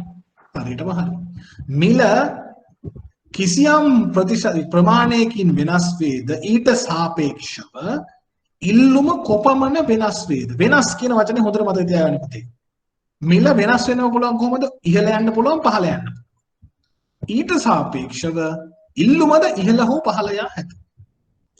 එහෙනම් අපි දැනගන්න ඕන අපි යන වෙළඳපොළේ භාණ්ඩයක මිල ඉහළ ගියොත් රුපියලකින් අපි හිතමු ඒකකයක් ඉහළ යනවා. කියන අපි රුපියලක් ඉහළ ගියොත් ඊට සාපේක්ෂව ඉල්ලුම ඒකක කීයකින් පහළ යනවද? සාමාන්‍යයෙන් වෙන්නේ මිල වැඩි වෙනකොට ඉල්ලුම පහළ යන එකද? ඔක අනිත් පැත්තට වෙන්න බැරිද? පුළුවන්. මිල පහළ යනකොට ඉල්ලුමත් පහළ යනවා. එහෙම අවස්ථාවක් තියෙනවා. සුවිශේෂී අවස්ථා. එහෙම සුවිශේෂී අවස්ථා තියෙනවා. අපිට අත්‍යවශ්‍ය භාණ්ඩයක් නම් වෙළඳපොළට ඉදිරිපත් කරන්නේ අත්‍යවශ්‍ය භාණ්ඩයක්. මිල ඉහළ යන විට ඒ නිසාවෙන් ඉල්ලුමේ පහළ යන ප්‍රමාණය සාමාන්‍ය තත්ත්වයටදී බෙහෙවින් කුඩයි. ඒ කියන්නේ අපි මිල වැඩි කරා කියලා එච්චර ඉල්ලුම අඩු වෙන්නේ නැහැ. මොකද භාණ්ඩය අත්‍යවශ්‍යයි. දැන් උදාහරණයකට ගන්නකො පහුගිය සතියේ මේ අපි ගත කරපු සතියේ මොනවද ලාෆ් ගෑස් සමාගම ඒගොල්ලන්ගේ ගෘහස්ත ගෑස් සිලින්ඩර් එක මිල ඉහළ දැම්මනේ. දැන් ඒගොල්ලෝ එහෙම කරනකොට ඒගොල්ලන්ට එනවනේ අදහසක් අපි මේක මිල ඉහළ යම්මා වගේ නෙවෙයි මිනිස්සු ගෑස් ගන්න එක නවත්තයිද කියලා ප්‍රශ්නයක් එනවනේ. එහෙම වෙන්නේ නැහැ කියන එක පිළිබඳව ඒගොල්ලන්ට විශාල තහවුරුවක් තියෙනවා. මොකද ඒක අත්‍යවශ්‍ය භාණ්ඩයක් නැත්නම් අත්‍යවශ්‍ය භාණ්ඩයක් බවට පත් වෙලා තියෙනවා. හරිද? දැන් සහල් මිල කොච්චර ඉහළ ගියාද? කොච්චර ඉහළ ගියාද පහුගිය කාලේ? ඔව් ඉන්දික හරියටම හරි. නමුත් මිල මේ පරිභෝජනයේ තරම් පහළ ගියේ නැහැ. එහෙමනම් අපි හැබැයි මේ එල්ලපොලට එවන්නේ එච්චර අත්‍යවශ්‍ය නැති සාමාන්‍ය භාණ්ඩයක් කිසිත් එහෙම ගත්තේ නැහැ කියලා මිනිස්සුන්ට ලොකු හානියක් වෙන්නේ නැහැ. එහෙම වුණාම අපි මිල ඉහළ දැමීමෙන් මොකද වෙන්නේ? පරිභෝජනය පහළ යනවා. අපි මේක තේරුම් ගන්න නැතුව වෙළඳපොලේ ඉන්න කියොත් එහෙම අපි යන වෙළඳපොළ ගැන අදහස කියනවා. අපි අත්‍යවශ්‍ය භාණ්ඩයක්ද ඉදිරිපත් කරන්නේ. එහෙමනම් ප්‍රශ්නයක් නැහැ අපිට මිල එනකොට එහෙම වෙන්නේ නැහැ. අපි අත්‍යවශ්‍ය නොවන භාණ්ඩයක් නම් කරන්නේ අපිට සීමාකාරී සාධකයක් වුණොත් එහෙම යම් දෙයක්. ඒ සීමාකාරී සාධකයේ බලපෑම නිසා මිල ඉහළ ගියොත් අපේ ඉල්ලුමට විශාල බලපෑමක් වෙනවා. අන්න තීන්දුව කරන්නේ. දැන් ඊට පස්සේ ඔයගොල්ලෝ SME කස්ටමර්ස්ලට මේ ණය දෙන්න යෝජනාවක් ඉදිරිපත් කරනකොට අනුමැතිය දෙන පුද්ගලයාට නැත්නම් අනුමැතිය දෙන මණ්ඩලයට ලියන ඔයගොල්ලෝ යවනවනේ යෝජනාවක්. ඒ යවන යෝජනාවේ මේ වගේ වචන ඉන්න ඕන. ඔයගොල්ලෝ ලියන්න ඕන මෙයාගේ භාණ්ඩය හෝ සේවාව අත්‍යවශ්‍ය ගණේලා සැලකිය හැක. එබැවින් මිල ඉල්ලුම් නම්‍යතාවයට ප්‍රතිචාර දක්වීම මිල ඉල්ලුම් නම්‍යතාවයට නල්ලිතාවය ඉතා අඩුය. එබැවින් මිල ඉහළ යාමකදී ඉල්ලුම පහළ යාම නොසැලකිය හැකි තරම් වන නිසාවෙන් මෙය දීර්ඝකාලීනව පවත්වාගෙන යා හැකි ව්‍යාපෘතියකි කියලා කියන්න පුළුවන්. මොකද අපි දැන් මේ සබ්ජෙක්ට් එක ඉගෙනගෙන යනකොට ටික ටික යනකොට අපේ ඒ ඉගෙනගත්ත බව අපේ වැඩවලින් පේන්න පටන් ගන්නවා. එතකොට තමයි ඊළඟ ප්‍රොමෝෂන් එකට තීන්දුව කරන කෙනාට තේරෙන්නේ මෙයා ඉගෙනගෙන තියෙනවා කියලා. නැත්නම් අපි අර සර්ටිෆිකේට් එක විතරක් අරන් යනවා වෙනවා. මේක හරියන්නේ නැහැ. ඒක සමහරවිට පළවෙනි මුලම හරිය ප්‍රොමෝෂන් එකකට එක ගැලපෙයි. එතනින් උඩහට ගැලපෙන්නේ. එතනින් උඩට යනකොට දැනුම වැදගත් වෙනවා. හරිද? right. දැන් අපි මිල ඉල්ලුම් නම්‍යතාවය ගැන තමයි කතා කරමින් හිටියේ. ඊළඟට කියනවා පාරිභෝගික චර්යාවන් කුමන ආකාර වේද? consumer behavior නැත්නම් consumer behavior කියන්නේ. ඔවුන්ගේ අභිප්‍රායන් අභිප්‍රේරණයන් හා අවශ්‍යතාවයන් මොනවාද? මේ මොකද කියන්නේ? මිනිස්සු කොහොමද චර්යාවෙන් දැන් එන්න වෙන්නේ? මිනිස්සු මේවා මිලදී ගන්නවද? එන්න මේවා මිලදී ගන්න ප්‍රමාණය අඩු වෙනවද? මිනිස්සු ඉස්සරහට අපේක්ෂා කරන්නේ අපි මේ කරන නිෂ්පාදනයේ ඊට වඩා වෙනස් එකක්. දැන් බලන්න මොනවද ඔන්ලයින් විකුණන අය, බඩු විකුණන අය ඉන්නවා විවිධ ආයතන දරාස් කියලා ඉන්නවා, ටකාස් කියලා ආයතන තියෙනවා, වන්දක යූපේද යූබයිද කියලා ආයතනයක් තියෙනවා, විවිධ ආයතන තියෙනවා අන්තර්ජාලය හරහා වෙළඳාම් කරන. කප්රුක තියෙනවා. දැන් මේ හැම ආයතනයක්ම මොකද්ද දැන් දකින්නේ? ඉල්ලුම ඉහළ යන පාරිභෝගිකයාගේ චර්යාව යම් වෙනස්. මිනිස්සු මේවා අන්තර්ජාලය හරහා මිලදී ගන්න පෙළඹිලා තියෙනවා. හරිද? ඒ අය තව කෙනෙක් කලින් මිලදී ගත්ත කෙනෙක් ඒ භාණ්ඩය හෝ සේවාව ගැන දක්වන ලද අදහස් කියවලා බලන්න. ඒ අදහස් වලින් තීන්දුවක් ගන්න. ඒ අදහස් වලට හොඳ අදහස්ද නරක අදහස්ද ඒ අනුව භාණ්ඩය හෝ සේවාව මිලදී ගන්නවාද නැද්ද කියන එක දැන් තීන්දුව කරනවා. දැන් එතෙන්ට අපි ඇවිල්ලා තියෙන්නේ. දැන් ඉස්සර වගේ නෙවෙයි. දැන් ඉස්සර නම් අපි වෙළඳ පොළට ගිහිල්ලා භාණ්ඩය අතපත ගාලා හොයලා බලලා ගන්නේ. දැන් අපි වෙනත් කෙනෙක් විසින් භාණ්ඩය අරගත්තට පස්සේ ඒකට ලැබෙන උන් දීලා තියෙන ප්‍රතිචාරය මත අපි වෙළඳ පොළේදී තීන්දුව කරනවා. ඒකනේ පාරිභෝගිකයන්ගේ අභිප්‍රාය වෙනස් වෙනවා. අලුත් තත්ත්වයන්ට මාරු වෙනවා. එහෙනම් අපිත් එතෙන්ට යනවාද? බොහෝ ආයතන අද වෙනකොට බලන්නකෝ ඔන්ලයින් විකුණනවනේ ගොඩක් දේවල්. බොහෝ ආයතන ඔන්ලයින් විකුණනවා. ඇයි අන්තර්ජාලය හරහා විකුණුම් කරනවා. ඒක අපි පාරිභෝගිකයන්ගේ චර්යාව වෙනස් වෙනවා. පාරිභෝගික චර්යාව වෙනස් වෙනවා. දැන් අද මේ වෙනකොට දැන් බලන්න මේ වසංගත තත්ත්වයත් එක්ක නිවාසවලට වෙලා නිරෝධායනයට ලක් වෙන්න පුළුවන් කියන අවස්ථාව රජය මගින් තීන්දුව කළා තියෙනවා. දැන් ඒකත් එක්ක නිවාසවල ඉඳගෙන නිරෝධායනය වෙන අයට වෛද්‍ය උපදෙස් අපීම සඳහා වෙනම සේවාවක් දැන් එවිලා. වෛද්‍යවරුන්ට කතා කරන්න පුළුවන්, තොරතුරු ගන්න පුළුවන්, සමහරලාට ඒ අයට අවශ්‍ය ඖෂධ ටික ගෙදරට සපයන්න පුළුවන්. මේ වගේ විවිධ දේවල් අලුතෙන් ඇවිල්ලා. ඒ කියන්නේ පාරිභෝගික චර්යාව වෙනස් වෙමින් යනවා. දැන් එතෙන්ට අනුගත වෙන්නේ නැතුව වෙළඳපොලේ අපිට ඉන්න පුළුවන් ද බැරිද කියන එක අපි තීන්දුව කරනවා. තව දුරටත් පාරිභෝගිකයා එනවද විලදී ගන්න. මම දැන් දකිනවා එන්න ප්‍රවණතාවයක් තියෙනවා තමන්ගේ ඇඳුමක් ගන්න පවා යන්නේ නැහැ. ඒකත් අන්තර්ජාලය හරහා ගන්න පුළුවන් තරමට දැන් දියුණු වෙලා තියෙනවා. අන්න පාරිභෝගික චර්යාව වෙනස් වෙලා තියෙනවා. ඊළඟට බෙදා හැරීම් ක්‍රමවේදයන් මොනවාද? ඇයි මේ බෙදා හැරීම් ක්‍රමවේදයන් වැදගත් වෙන්නේ? ඒ එක වියදමක්. ඒකෙන් තමයි පාරිභෝගිකයාට ළඟා වෙන්න පුළුවන්. අපි බෙදා හැරීමේ ක්‍රමවේදය වෙනස් වෙනවා නම් අපිට පාරිභෝගිකයට ළඟා වෙන්න තියෙන ඉඩකඩ අඩු වෙනවා. සමහරට මමම ගිහිල්ලා බෙදා හරිනවා නම් ඔන්න මට පාරිභෝගිකයා නැත්තම් මගේ සිල්ලර වෙලෙන්ද පේනවා. නමුත් මම වෙන කාට හරි මේක බාර දුන්නොත් මම දන්නේ නැහැ සිල්ලර වෙලෙන්ද කොහොමද මිලදී ගන්න කියලා. ඒ වගේ ගැටලු වලට වෙනවා. අලෙවිකරණ මූලෝපායන් මොනවාද? මාකටිං කොහොමද කරන්නේ? මගේ භාණ්ඩය මම කොහෙද අලෙවිකරණයට පාවිච්චි කරන්නේ? ඒක ශ්‍රව්‍ය දෘශ්‍ය මාධ්‍යවලද එහෙම නැත්නම් අන්තර්ජාලය හරහාද එහෙම නැත්නම් පුවත්පත් හරහාද එහෙම නැත්නම් SMS මාර්ගයෙන්ද මොන විදිහටද මම මේක සමාජ මාධ්‍ය හරහාද මම අලෙවිකරණයට පාවිච්චි කරන්නේ? මොනවද මගේ මූලෝපාය? මම විකුණන්නේ මගේ මිල පිළිබඳ තර්කයක් කරලාද? මගේ ගුණාත්මය පිළිබඳ තර්කයකින්ද? මගේ ඇසුරුම ගැන තර්කයකින්ද? එහෙම මොකක්ද මම පාවිච්චි කරන්නේ කියන එක තීන්දුව කරන්න ඕනේ. ඒක මත වෙළඳපොලේ ඉන්න පුළුවන් වේද බැරි වේද කියන එක තීන්දුව වෙනවා. පරිපාලන හා නීතිමය සීමාවන් තියෙනවා. අපි කලිනුත් කතා කරා.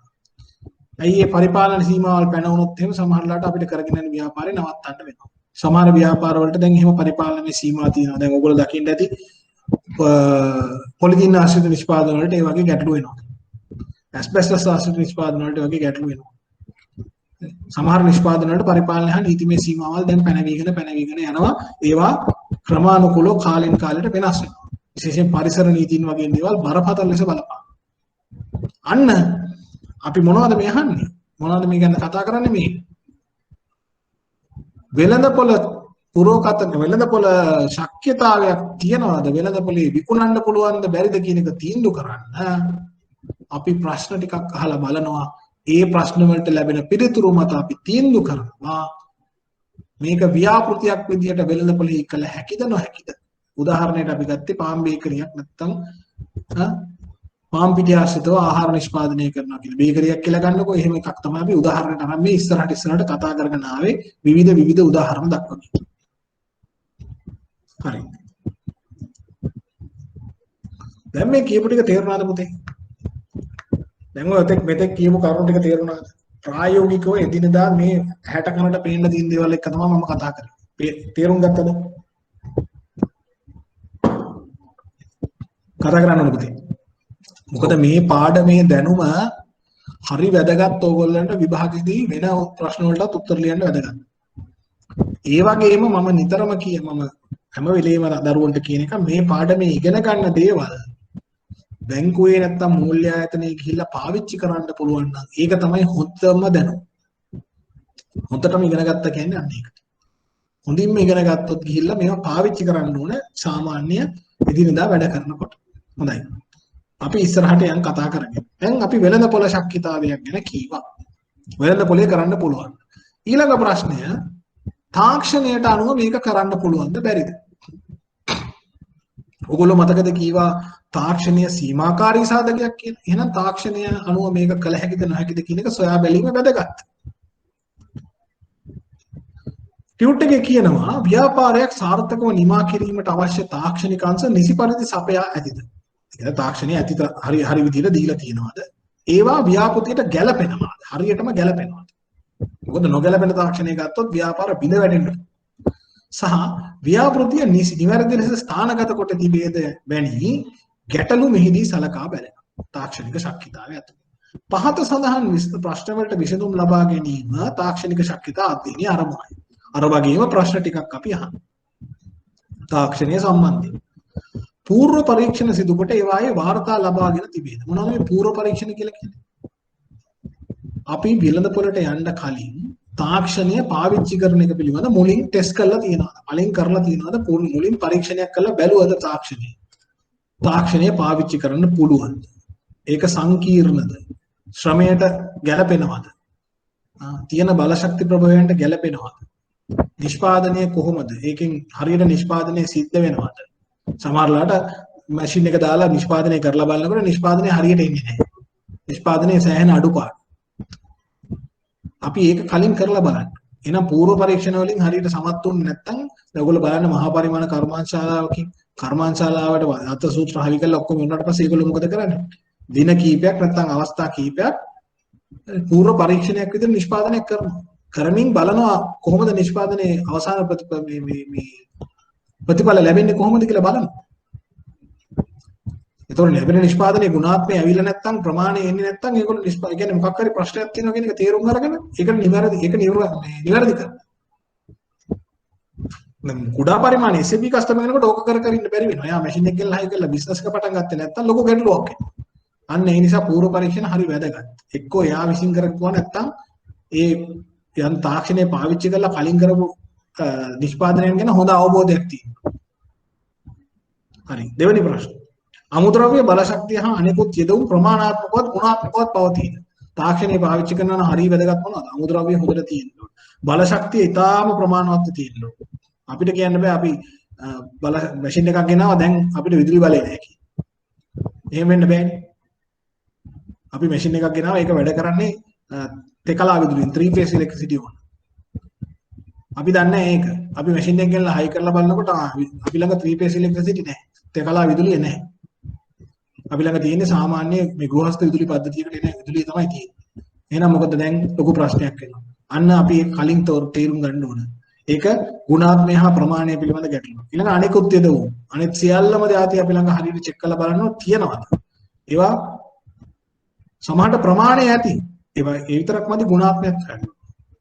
ඒක ගුණාත්මයෙන් හරියට තිබෙන්නේ නැත්නම් තාක්ෂණය සමහරලාට නිෂ්ඵල වෙන්න පුළුවන්.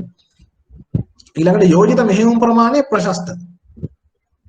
යෝජිත මෙහෙයුම් ප්‍රමාණය ප්‍රශස්ත. අන්න ඒක වැදගත්. අපි මෙහෙම කියන්නේ. අපි මැෂින් එකක් ගෙනල්ලා හයි කරනවා. මැෂින් එකට පුළුවන් අපි හිතමු උදාහරණයකට මම කියනවා chat box එකේ පැයකට කොටස් 1000ක් හදන්න පුළුවන් කියලා කියනවා. අපි යන්ත්‍රයක් ගේනවා. ඕනම යන්ත්‍ර අපිට ගන්න තියෙන යන්ත්‍රය අපිට ගත හැකි අවම කුඩාම මට්ටමේ යන්ත්‍රය පැයට කොටස් 1000යි කියලා හිතමුකෝ අපි නිකන් උදාහරණයකට හිතමු. හැබැයි අපේ නිෂ්පාදන ධාරිතාව ගත්තොත් අපි දවසට පැය 8ක් වැඩ කරනවා. නැත්නම් පැය 10ක් වැඩ කරනවා කියලා හිතලා. හරිද? අපි පැය 10ක් වැඩ කරනවා. අපිට දවසටම විකුණන්න පුළුවන් කොටස් අපි හිතමු 1500යි.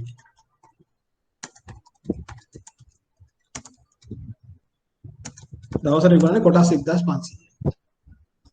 එහෙමනම් ඇත්තටම මේ මැෂින් එක දුවන්න ඕන කොච්චර වෙලාවද? පැය එකමාරයි. ඇයි? පැයට 1000ක් හදනවා පැය එකමාරයි දුවන්නේ. පැය එකමාරක් වැඩ කරන්න අපි මැෂින් එකක් ගේනවා. අපි පැය එකමාරෙන් අපේ දිනක අවශ්‍යතාවය සපුරාලනවා. දැන් මේ තාක්ෂණයට අපි විශාල එහෙමනම් ආයෝජනයක් කරලා ගේනවා කියලා හිතුවොත් එහෙම. ඒ ආයෝජනය නිෂ්පාදනයේ මෙහෙයුම් ප්‍රමාණයට ප්‍රශස්ත මට්ටමේ නැහැ. හේතුව අපි දිනකට තව ප්‍රමාණ කියන්නේ නිෂ්පාදනයේ වැදගත් කොට සැලකිය හැකි කාලය විශාල කාලයක් අපතේ වුණා. එහෙනම් අපි කරන්නේ දිනම දවස් 3ක් විතර එක දිගට නිෂ්පාදනය කරලා සම්පූර්ණ යාන්ත්‍රික නිෂ්පාදන කටයුතු අහෝසි කරලා තියන්න ඕන. මොකද ඒ ඇති මුළු මාසයක්ම විකුණනවා. අපි ඒ වගේ එකකට ආයෝජනය කරලා ගේනවා. ඒකට විශාල ආයෝජනයක් කරන්න ඕන. අන්න ප්‍රශ්නයක් නේද? ඒක දන්නේ නැතුව අපි තාක්ෂණයට ආයෝජනය කරන එක තේරුමක්. දැන් අපි මේවා අහනවාද බැංකුවට එන කස්ටමර්ගෙන්? අපිට ණය ගන්න එන කෙනාගෙන් අපි මේවා අහනවා. මින් පස්සේ අපි අහන්න ඕන. ඇයි මේ යන්ත්‍රයට ආයෝජනය කරන්නේ? මීට වඩා කුඩා යන්ත්‍ර යොදා ගන්න බැරිද? මීට වඩා තාක්ෂණය මම මේකට උදාහරණයක් කියන්නම්. බොහෝ විට යුරෝපියන් මැෂින් නැත්නම් යුරෝපයේ නිෂ්පාදනය කරන යන්ත්‍ර ගේන්න හදනවා ගොඩක් අය. යුරෝපයේ ඇමරිකා එක්සත් ජනපදයේ නිෂ්පාදනය කරනවා. සමහර විට ඒ යන්ත්‍රයම ඒ විදිහම යන්ත්‍රයක් නිෂ්පාදනය කරනවා එක්ක චීනයේ නැත්නම් ඉන්දියාවේ. සමහරට ඒ ඉන්දියාවේ නිෂ්පාදනය කරන යන්ත්‍රවල ආයෝජනය හරිම අඩුයි. නිෂ්පාදනය කරන්නේ අඩු ඒකක සංඛ්‍යාවක්. සමහර විට ගුණාත්මක ප්‍රශ්න තියෙන්න පුළුවන්. නමුත් වෙළඳපොළට ප්‍රමාණවත්. එහෙම තියද්දී අපි යනවා යුරෝපයට නැත්නම් ඇමරිකා එක්සත් ජනපදයට නැත්නම් කාර්මික වශයෙන් දියුණු වෙච්ච රටකට නිෂ්පාදනය කරපු යන්ත්‍රයක් ගෙන්නන්න. විශාල ආයෝජනයක් කරලා. තේරුමක් නැහැ. හේතුව අපිට ඒ තරමට නිෂ්පාදනය කරන්න අවශ්‍ය කරන වෙළඳපොළ නැහැ. එහෙම නැත්නම් අපිට ඒකට ඕන කරන යටිතල පහසුකම් නැහැ. එහෙම තියෙද්දි අපි මේක කියන එක තේරුමක් නැහැ. අපි එහෙමනම් අපි කලින් මේ පිළිබඳ හොඳ අධ්‍යයනයක යෙදিলা ස්ටාරයිට් තීන්දුව කරනවා ඉන්දියාවේ තියෙන යන්ත්‍රයක් ඒක හොඳයි. නැත්නම් චීනයේ තියෙන යන්ත්‍රයක් ඒක හොඳයි. එහෙම නැත්නම් ලංකාවේ තියෙනවා පාවිච්චි කරලා අපිට පාවිච්චි කරමින් තියෙන මැෂින් එකක් තියෙනවා. ඒක මිලදී ගන්න පුළුවන්. අපිට ඒක මේ පාවිච්චි කරපු මැෂින් එකක් විදිහට අඩු මිලකට මිලදී ගන්න පුළුවන්. අන්න එහෙම ආයෝජනයේ තීන්දුව කරන්න. ඔක තාක්ෂණය කියන එක එහෙම නැති වුණොත් එහෙම ව්‍යාපාරික පැවැත්මට වඩා ව්‍යාපාරයේ බිඳ වැටෙන්න පාවිච්චි වෙන්න පුළුවන්. ඊළඟට තෝරාගත් නිෂ්පාදන ක්‍රමවේදය සුදුසුද?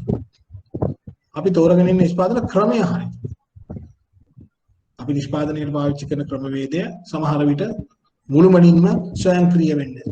සමහරලාට යන්ත්‍ර සූත්‍ර තාක්ෂණයේ තියදිත් අපි විශාල ශ්‍රමයක් එකතු කරන් තියාගෙන ඉන්නවා වෙන්නේ. සමහර මං කර්මාන්තයක් මම එක්තරා අවස්ථාවක මට යන්න හමු වුණා කර්මාන්ත ශාලාවක් තුනී ලෑලි නිෂ්පාදනය කරන. ප්ලයිවුඩ් කියලා කියන්නේ අපි. තුනී ලෑලි කියන්නේ ප්ලයිවුඩ්.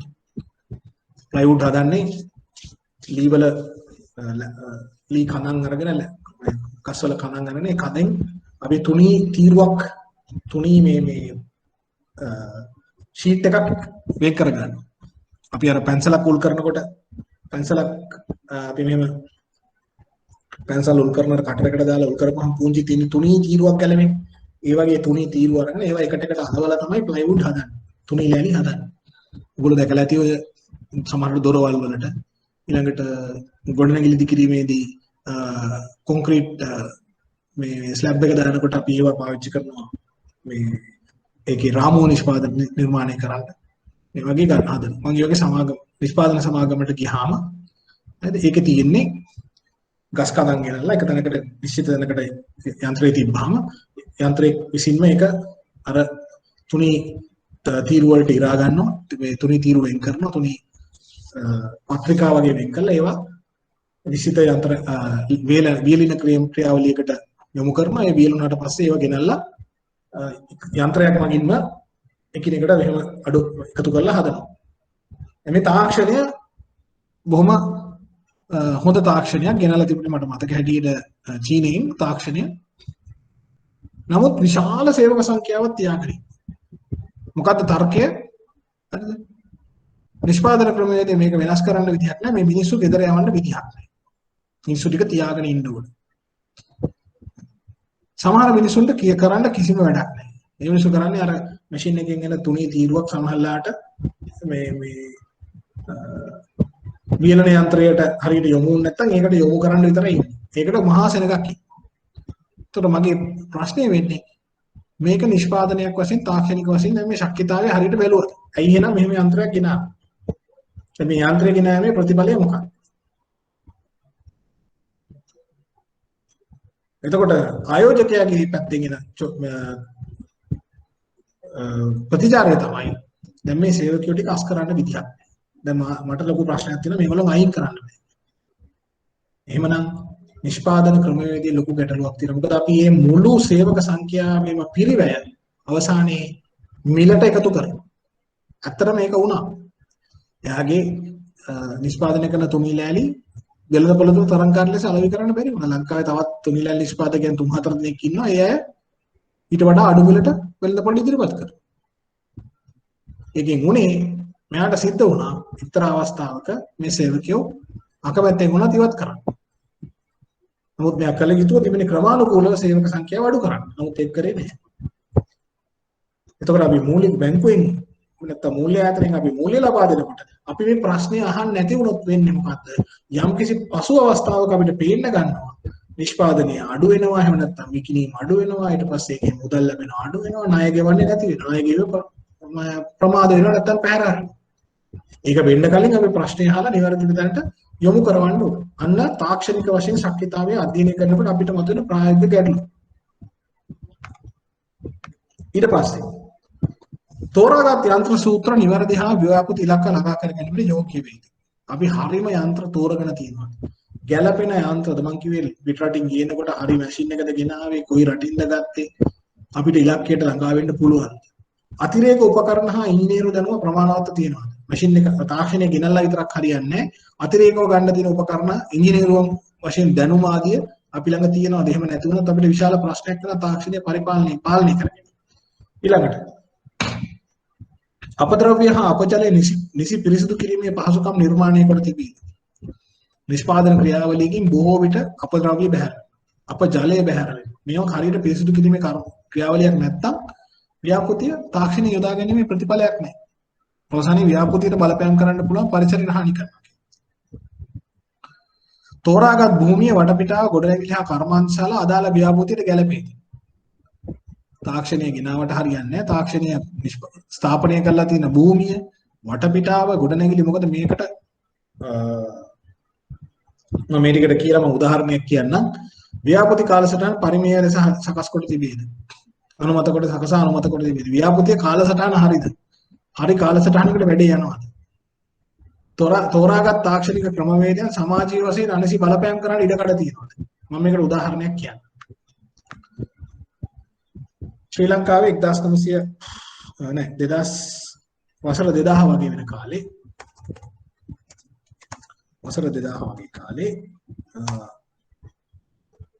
year 2000 වැරදි මන් ලිව්වා නේද? year 2000 නිකම් වෙන්නේ. 2000 ඒ කියන්නේ මීට අවුරුදු 21කට වගේ කලින් ලංකාව ක්‍රමයෙන් ලංකාව තුල ප්ලාස්ටික් ගෘහ භාණ්ඩ භාවිතය ක්‍රමයෙන් පුරුදු වෙන කාලය. එතක් ඒ වෙනකොට තිබුණා. නමුත් බොහෝ දුරට තිබෙන්නේ නැහැ. හැම ගෙදරකම හැමතැනම තිබුණේ නැහැ. ක්‍රමයෙන් පුරුදු වෙමින් යන කාලය. මම කියන කහනවරු පුතේ මම මේ පෙන්නන්න යන්නේ මේ ව්‍යාපෘති වල තාක්ෂණය පිළිබඳ එන බරපතල ගැටලු. තේරෙනවද? ඇහෙනවද මම කියන එක? ඇහෙනවා සර්. හරි. ලංකාවට මුල්ම වරට මේවා හඳුන්වලා දෙන්නේ විදේශීය ඉන්දියාවෙන් තමයි එන්නේ. ප්ලාස්ටික් ආශ්‍රිත නිෂ්පාදන ඔයගොල්ලෝ අහලා ඇති නිල් කමල් කියන නිෂ්පාදනයක් ලංකාවට ආවා. නිල් කමල්. ලංකාව තුළ ඒක ප්‍රචලිත වෙමින් තිබුණා බොහොම වේගයෙන් නෙවෙයි සරලව. මොකද බොහෝ අය තුළ අදහසක් තිබ්බා ප්ලාස්ටික් මේ ගෘහ භාණ්ඩ විදියට පාවිච්චි කිරීම එකක් කල්පනාත්ම පිළිබඳ ප්‍රශ්නයක්. දෙවෙනි එක ගෘහ භාණ්ඩයක් ලෙස සැලකන්න බැහැ ප්ලාස්ටික්. ඒක තත්ත්වයට මදි ආදී වගේ විශාල දේවල් තිබුණා. මේ කාලයේදී දේශීය වශයෙන් මේකට ආයෝජනය කරන්න පෙළඹිච්ච ආයතන අතර ෆීනික්ස්, ඊට පස්සේ මට මතක හැටියට ෆීනික්ස් සහ ආර්පිකෝ හිටියා යම් ප්‍රමාණයකට. ඒත් විශාල පරිමාණයක් නෙවෙයි. ෆීනික්ස්, ආර්පිකෝ දම්රෝ එතකොට තිබුණේ නැහැ. දම්රෝ එතකොට ඒ තරම් ව්‍යාප්ත වෙලා තිබුණේ නැහැ. ඊට අමතරව ප්ලාස්ටික් වලට මට මතක හැටියට ඔය අය යම් ප්‍රමාණයක ළඟා වෙමින් තිබේ. එක්තරා ආයෝජකෙක් මේ පිළිබඳව මුලින් දැනගෙන ඔහු මේකට ආයෝජනය කරන්න උත්සාහ කළා. ඔහුගේ ආයෝජනය සඳහා ඔහු තෝරගත්ත ප්‍රදේශය ඉතා ග්‍රාමීය ප්‍රදේශයක්. සාමාන්‍ය ග්‍රාමීයව මිනිස්සු ඉන්න ප්‍රදේශයක්. කෘෂි කර්මාන්තය ආශ්‍රිතව ඉන්න ග්‍රාමීයයි. අර්ධ ග්‍රාමීයත් නෙවෙයි ග්‍රාමීය ප්‍රදේශයක්. ඊට පස්සේ මේ දැන් තාක්ෂණය තෝරගන්න කිව්වහම ඔහු බැලුවා මේකට තාක්ෂණය ඒ වෙනකොට චීනයේ යන්ත්‍ර සූත්‍ර හදනවා, ඉන්දියාවේ යන්ත්‍ර සූත්‍ර හදනවා. මොකද ඉන්දියාවේ ප්ලාස්ටික් භාවිතය ඒ වෙනකොට වැඩි වෙලා තිබුණා නිල් කමල් එහෙම හිටපු ඉන්න. මේ පුද්ගලයා කරේ ඒක හරියන්නේ නැහැ කියලා යුරෝපයෙන් ජර්මනියෙන් ආනයනය කරා කලින් පාවිච්චි කරපු යන්ත්‍රයක්. කලින් පාවිච්චි කරන ලද යන්ත්‍රයක් ආනයනය කරන්න තීන්දුව කරා.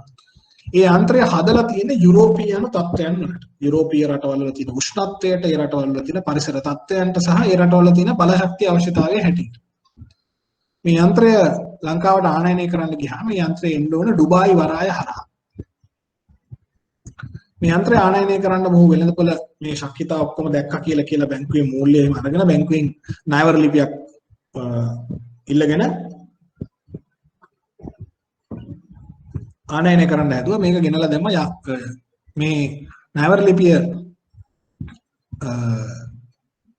ආරම්භ කරනකොට නැත්නම් ණයවර ලිපිය පටන් ගන්නකොටම මේකට ට්‍රාන්ස්ෂිප් කරන්න නැත්නම් ට්‍රාන්ස්ෂිපින් කියලා ට්‍රාන්ස්ෂිප් කරනවා කියන්නේ එක් වරායකදී තවත් නැවකට මාරු කරන්න අවස්ථාව දීලා තිබ්බා.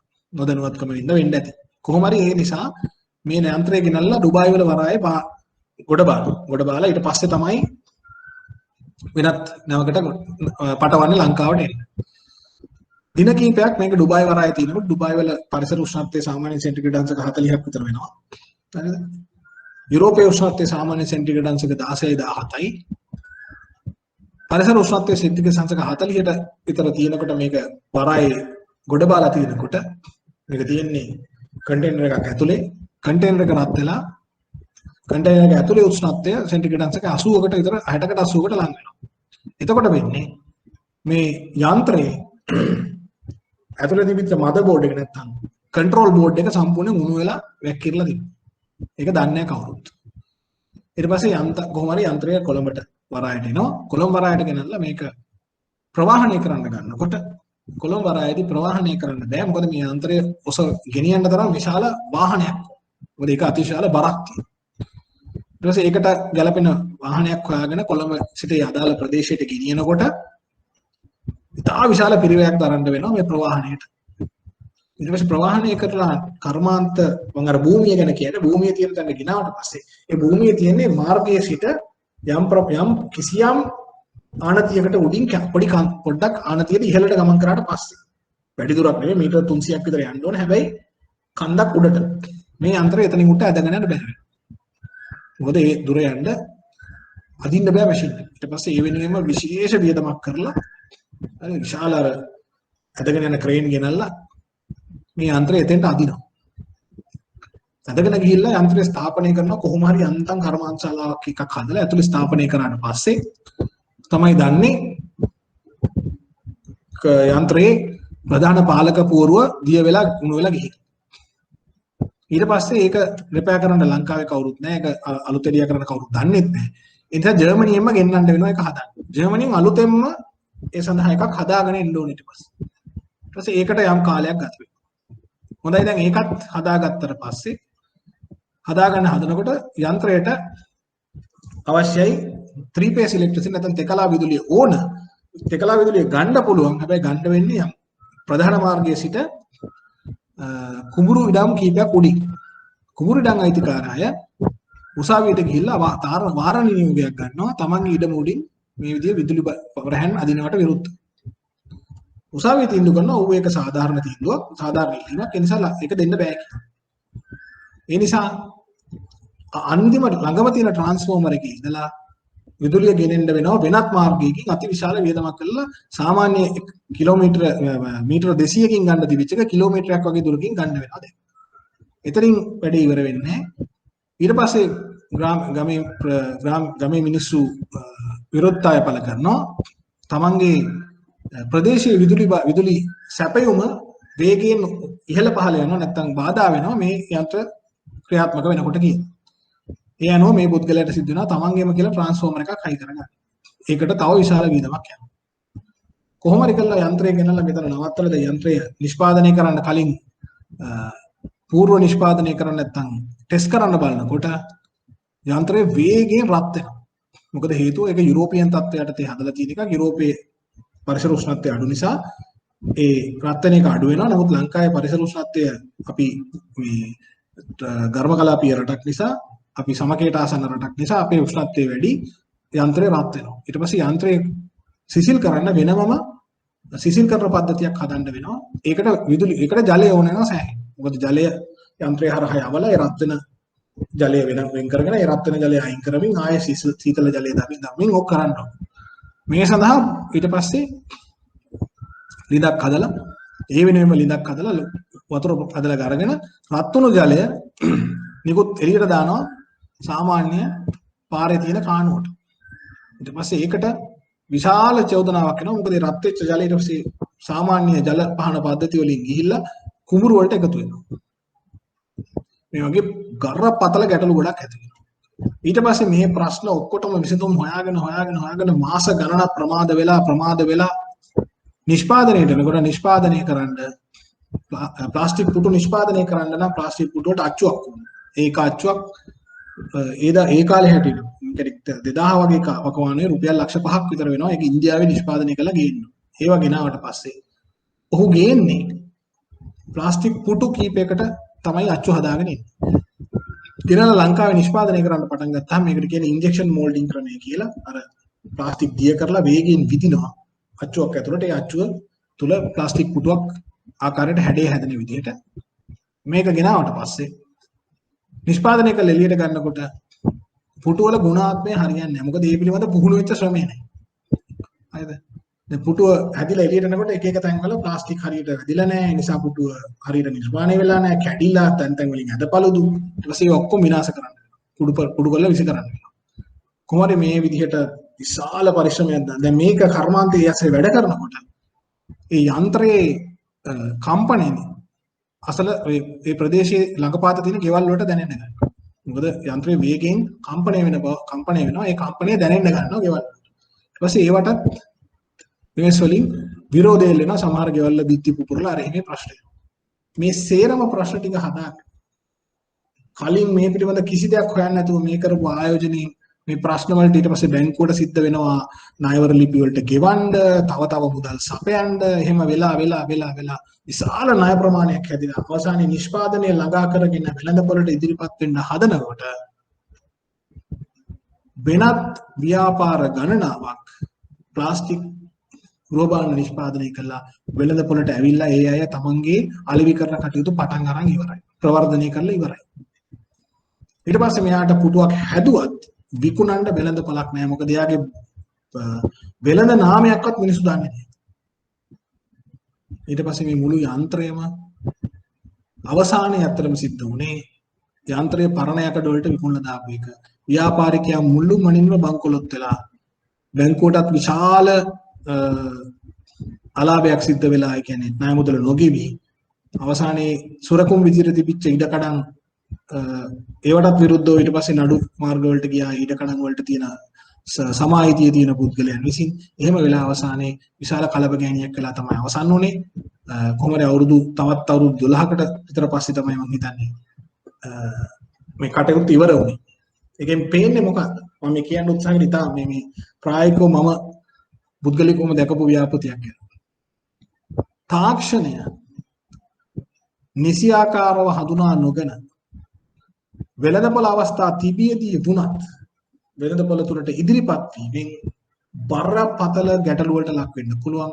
ඒ නිසාවෙන් සමහරලාට ඉතාම හොඳ වෙළඳපොළක් සමහරට මේ ව්‍යාපාරිකයා ඉන්දියාවේ මැෂින් එකක් ගෙනලා වැඩේ පටන් ගත්තා නම් හරි තැනක හරි ස්ථානයක සමහරට අද මේ වෙළඳපොළේ අපි මේ දකින නිෂ්පාදකයෝ දම්රෝ නිල්කමල් ෆීනික්ස් ඔය කිසිම කෙනෙක් වෙළඳපොළේ නොඉන්න ඉඩ තිබුණා. ඔහුට මුළු වෙළඳපොළම තමන්ගේ තනි අයිතියට ගන්න තිබුණා. නමුත් ඔහු කිසිසේත්ම තැකීමක් කරේ නැහැ තාක්ෂණික උපදෙස් ගන්න, තාක්ෂණීය පිළිබඳ සලකා බලන්න, හුදෙක් නිෂ්පාදනය පිළිබඳ ලබාගත දල අවබෝධය උඩ කටයුතු කරගෙන ගියා. මේක නිසා විශාල හරි ඔව් ඉන්දික හරි පුතා ඕකේ රයිට් විශාල ප්‍රශ්නයකට මැදි වුණා. මම මේ පෙන්වන්න උත්සාහ කරන්නේ ශක්්‍යතාවය කියන එක ඒ නිසා අතිශයින් වැදගත්. වෙළඳපොළ වේවා නිෂ්තාක්ෂණය වේවා මොකක් හරි. දැන් ඊට පස්සේ අපි SMEත් එක්ක ගනුදෙනු කරන විශේෂයෙන්ම සුළු හා මධ්‍ය පරිමාණ කර්මාන්ත සමග ණය ගනුදෙනු කරද්දී මෙන්න මේ කරුණු ඔළුවේ තියෙන්න ඕන. ඒවා හරියට ඔළුවේ නැතුව ගිහින් අපි ණය දෙන්න ගිහින් වෙන්නේ ණය මුදල සමහරලාට අපි නිකුත් කරනවා මේ පිළිබඳ අවබෝධයක් නැතුව ව්‍යාපාරිකයත් එහෙම ආයෝජනය කරනවා අවසානයේ මුළු ව්‍යාපාරේම අහෝසි වෙන්න පුළුවන්. එහෙම ව්‍යාපෘති අනන්ත අප්‍රමාණ මම දැකලා තියෙනවා. මට මතකයි දෙහිවල ප්‍රදේශයේ තිබුණ විශාල අවන්හලක්. ඒ දවස්වල ওই දෙහිවල අවට ප්‍රදේශයේ ඒ වගේ අවන්හලක් තිබුණේ නැහැ. විශාල ගොඩනැගිල්ලක විශාල පරිමාණයෙන් පටන් ගත්තා. ඒ විශාල පරිමාණයේ පවත්වාගෙන යෑමට අවශ්‍ය කරන වෙළඳපොළ ක්‍රමය ඔවුන් අඳුරගෙන තිබුණේ නැහැ. ඒ නිසා ඔවුන්ගේ පුද්ගලික දේපල උකස් තියලා බැංකු වලට ණය වෙලා විවිධ වෙනත් මේ මොනවාද අවිධිමත් ආකාරයට ණය අරගෙන වෙනත් පොලි මුදල් අල්ලන් අරන් හැබැයි ව්‍යාපාරේ තාම ප්‍රබලව තිබුණා. මම කියන්නේ 1998 99 වගේ වකවානුව. ඊට පස්සේ ශාඛා විවෘත කරන්න ගත්ත කොළඹ විවිධ ප්‍රදේශවල වත්තල ගල්කිස්සේ අර මේ හැමතැනම පටන් ගත්තා. මේ වෙළඳපොළ තියනවා කියලා හිතාගෙන. හැබැයි උනේ ඒ වෙළඳපොළ පවත්වාගෙන යාමට ඕන කරන ක්‍රමවේදය උන් තේරුම් ගත්තා. උන් හිතුව විශාල ගොඩනැගිල්ලක් තමයි අවශ්‍ය කියලා. නමුත් තවස් ටික මිනිස්සු තේරුම් ගත්තා ගොඩනැගිල්ල විශාල වුණත් සේවාව හොඳ නැත්නම් ආහාරවල ගුණාත්මය හොඳ නැත්නම් වේගෙන් ව්‍යාපාරය අහෝසි වෙනවා කියලා. ඕගොල්ලන්ට මතක ඇති සමහරට මෙතනින් දරුවෝ දන්නවත් ඇති ලංකාවේ ප්‍රථම වරට මහා පරිමාණ රෙදි කඩ නැත්නම් ඇඟලුම් විකුණන වෙළඳසැල් පටන් ගත්ත එක්තරා ව්‍යාපාරයක් තිබුණා. දැන් මට නමත් මතක නැහැ මගේ නම කියන එක හරි නෑ. ඒ ව්‍යාපාරිකයා ලංකාවේ සියලුම ප්‍රධාන නගරවල විවෘත කළා මහා පරිමාණ ඇඟලුම් අලවිසැල්. වෙළඳපොළ හොතටම ක්‍රියාත්මක වුණා. වෙළඳපොළ තත්ත්වය හොඳ නමුත් ව්‍යාපාරයේ ශක්්‍යතාවය පවත්වාගෙන යාමට අනිත් කරුණු පිළිබඳව අධ්‍යයනය කළේ නැහැ. සේවක පරිපාලනය සිද්ධ වුණේ නැහැ. තොග පරිපාලනය සිද්ධ වුණේ නැහැ. ඒකට මූල්‍ය සපයපු බැංකු කීපයක් බරපතල විදියට අසරණ වුණා. හේතුව ව්‍යාපාරයේ ශක්්‍යතාවයන් හරියට අධ්‍යයනය කරන්නේ නැතුව ව්‍යාපාරේ කටයුතු කරපු නිසා. දැන් අපි මේ කතා කරේ වෙළඳපොළ සහ තාක්ෂණය ගැන පමණයි. ඒ අනුව පෙනෙනවා අපිට මොනතරම් වැදගත්ද අපි සුළු හා මධ්‍ය පරිමාණ කර්මාන්තත් එක්ක විශේෂයෙන් මේ සංවර්ධන ණය නැත්තම් ව්‍යාපෘති විදියට සංවර්ධනය වෙන්න ණය මූල්‍ය සපයනකොට මොනතරම් කරුණු ප්‍රමාණයක් අධ්‍යයනය කළ යුතුද කියලා. ඊට පස්සේ ඔයගොල්ලන්ගේ බැංකුවල මේ අධ්‍යයනයට ලක් කරන ඇගීමට ලක් කරන ලියවිලි තියෙනවා නම් අපි දන්නවා සෑම බැංකුවක්ම හැම මූල්‍යායතනයක්ම පාවිච්චි කරන තමන්ගේ ණය ඇගීම් වාර්තාව. ඒ ඇගීම් වාර්තාවල මේ කරුණු අධ්‍යයනය කරනවාද යන්න ඉතාම සූක්ෂමව සොයා බලන්න ඕන. එහෙම නැත්තම් අද සිට ඕගොල්ලෝ පටන් ගන්න ඒක බැංකුවට කියන්න. මෙන්න මේ කරුණු නෑ මේක. මෙන්න කරුණාකරලා අපි ඒක එකතු කරමු. යෝජනා කරන්න බැංකුවට නැත්තම් මූල්‍යායතනට. මොකද ඕගොල්ලෝ ඉගෙන ගන්න එකේ වටිනාකම වෙන්නේ අන්න ඒක. ඉගෙන ගන්න එකේ වැලියු එක වටිනාකම ඕගොල්ලන්ට එකතු වෙන්නේ එහෙමයි. හරිද? හොඳයි. ටියුට් එකේ ඉතුරු කරුණු වලට යනවා. අපි තව මූල්‍ය ශක්්‍යතාවය, ආර්ථික ශක්්‍යතාවය, පාරිසරික ශක්්‍යතාවය සහ වෙනත් කරුණු ගැන මේ ටියුට් එකේ සාකච්ඡා කරන්න තියෙනවා. අපිට ඒකට ටික වෙලාවක් අවශ්‍යයි. හෙට ඒ කියන්නේ 16 වෙනිදා හවස 8ට අපිට අලුත් පන්ති අපි තව අමතර පන්තියක් කරනවා. එතකොට ඒ අමතර පන්තියට ඉලක්කම් වැඩ තියෙන නිසා මම කීවා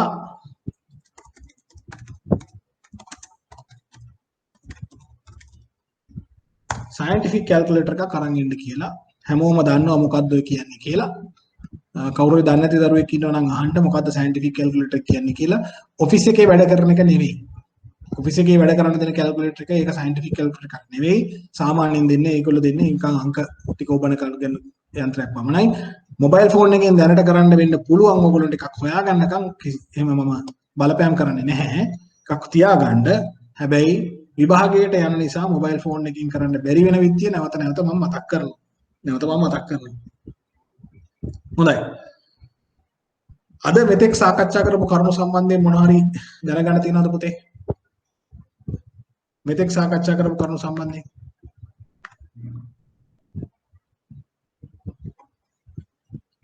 මොනවා හරි දැනගන්න තියෙනවද?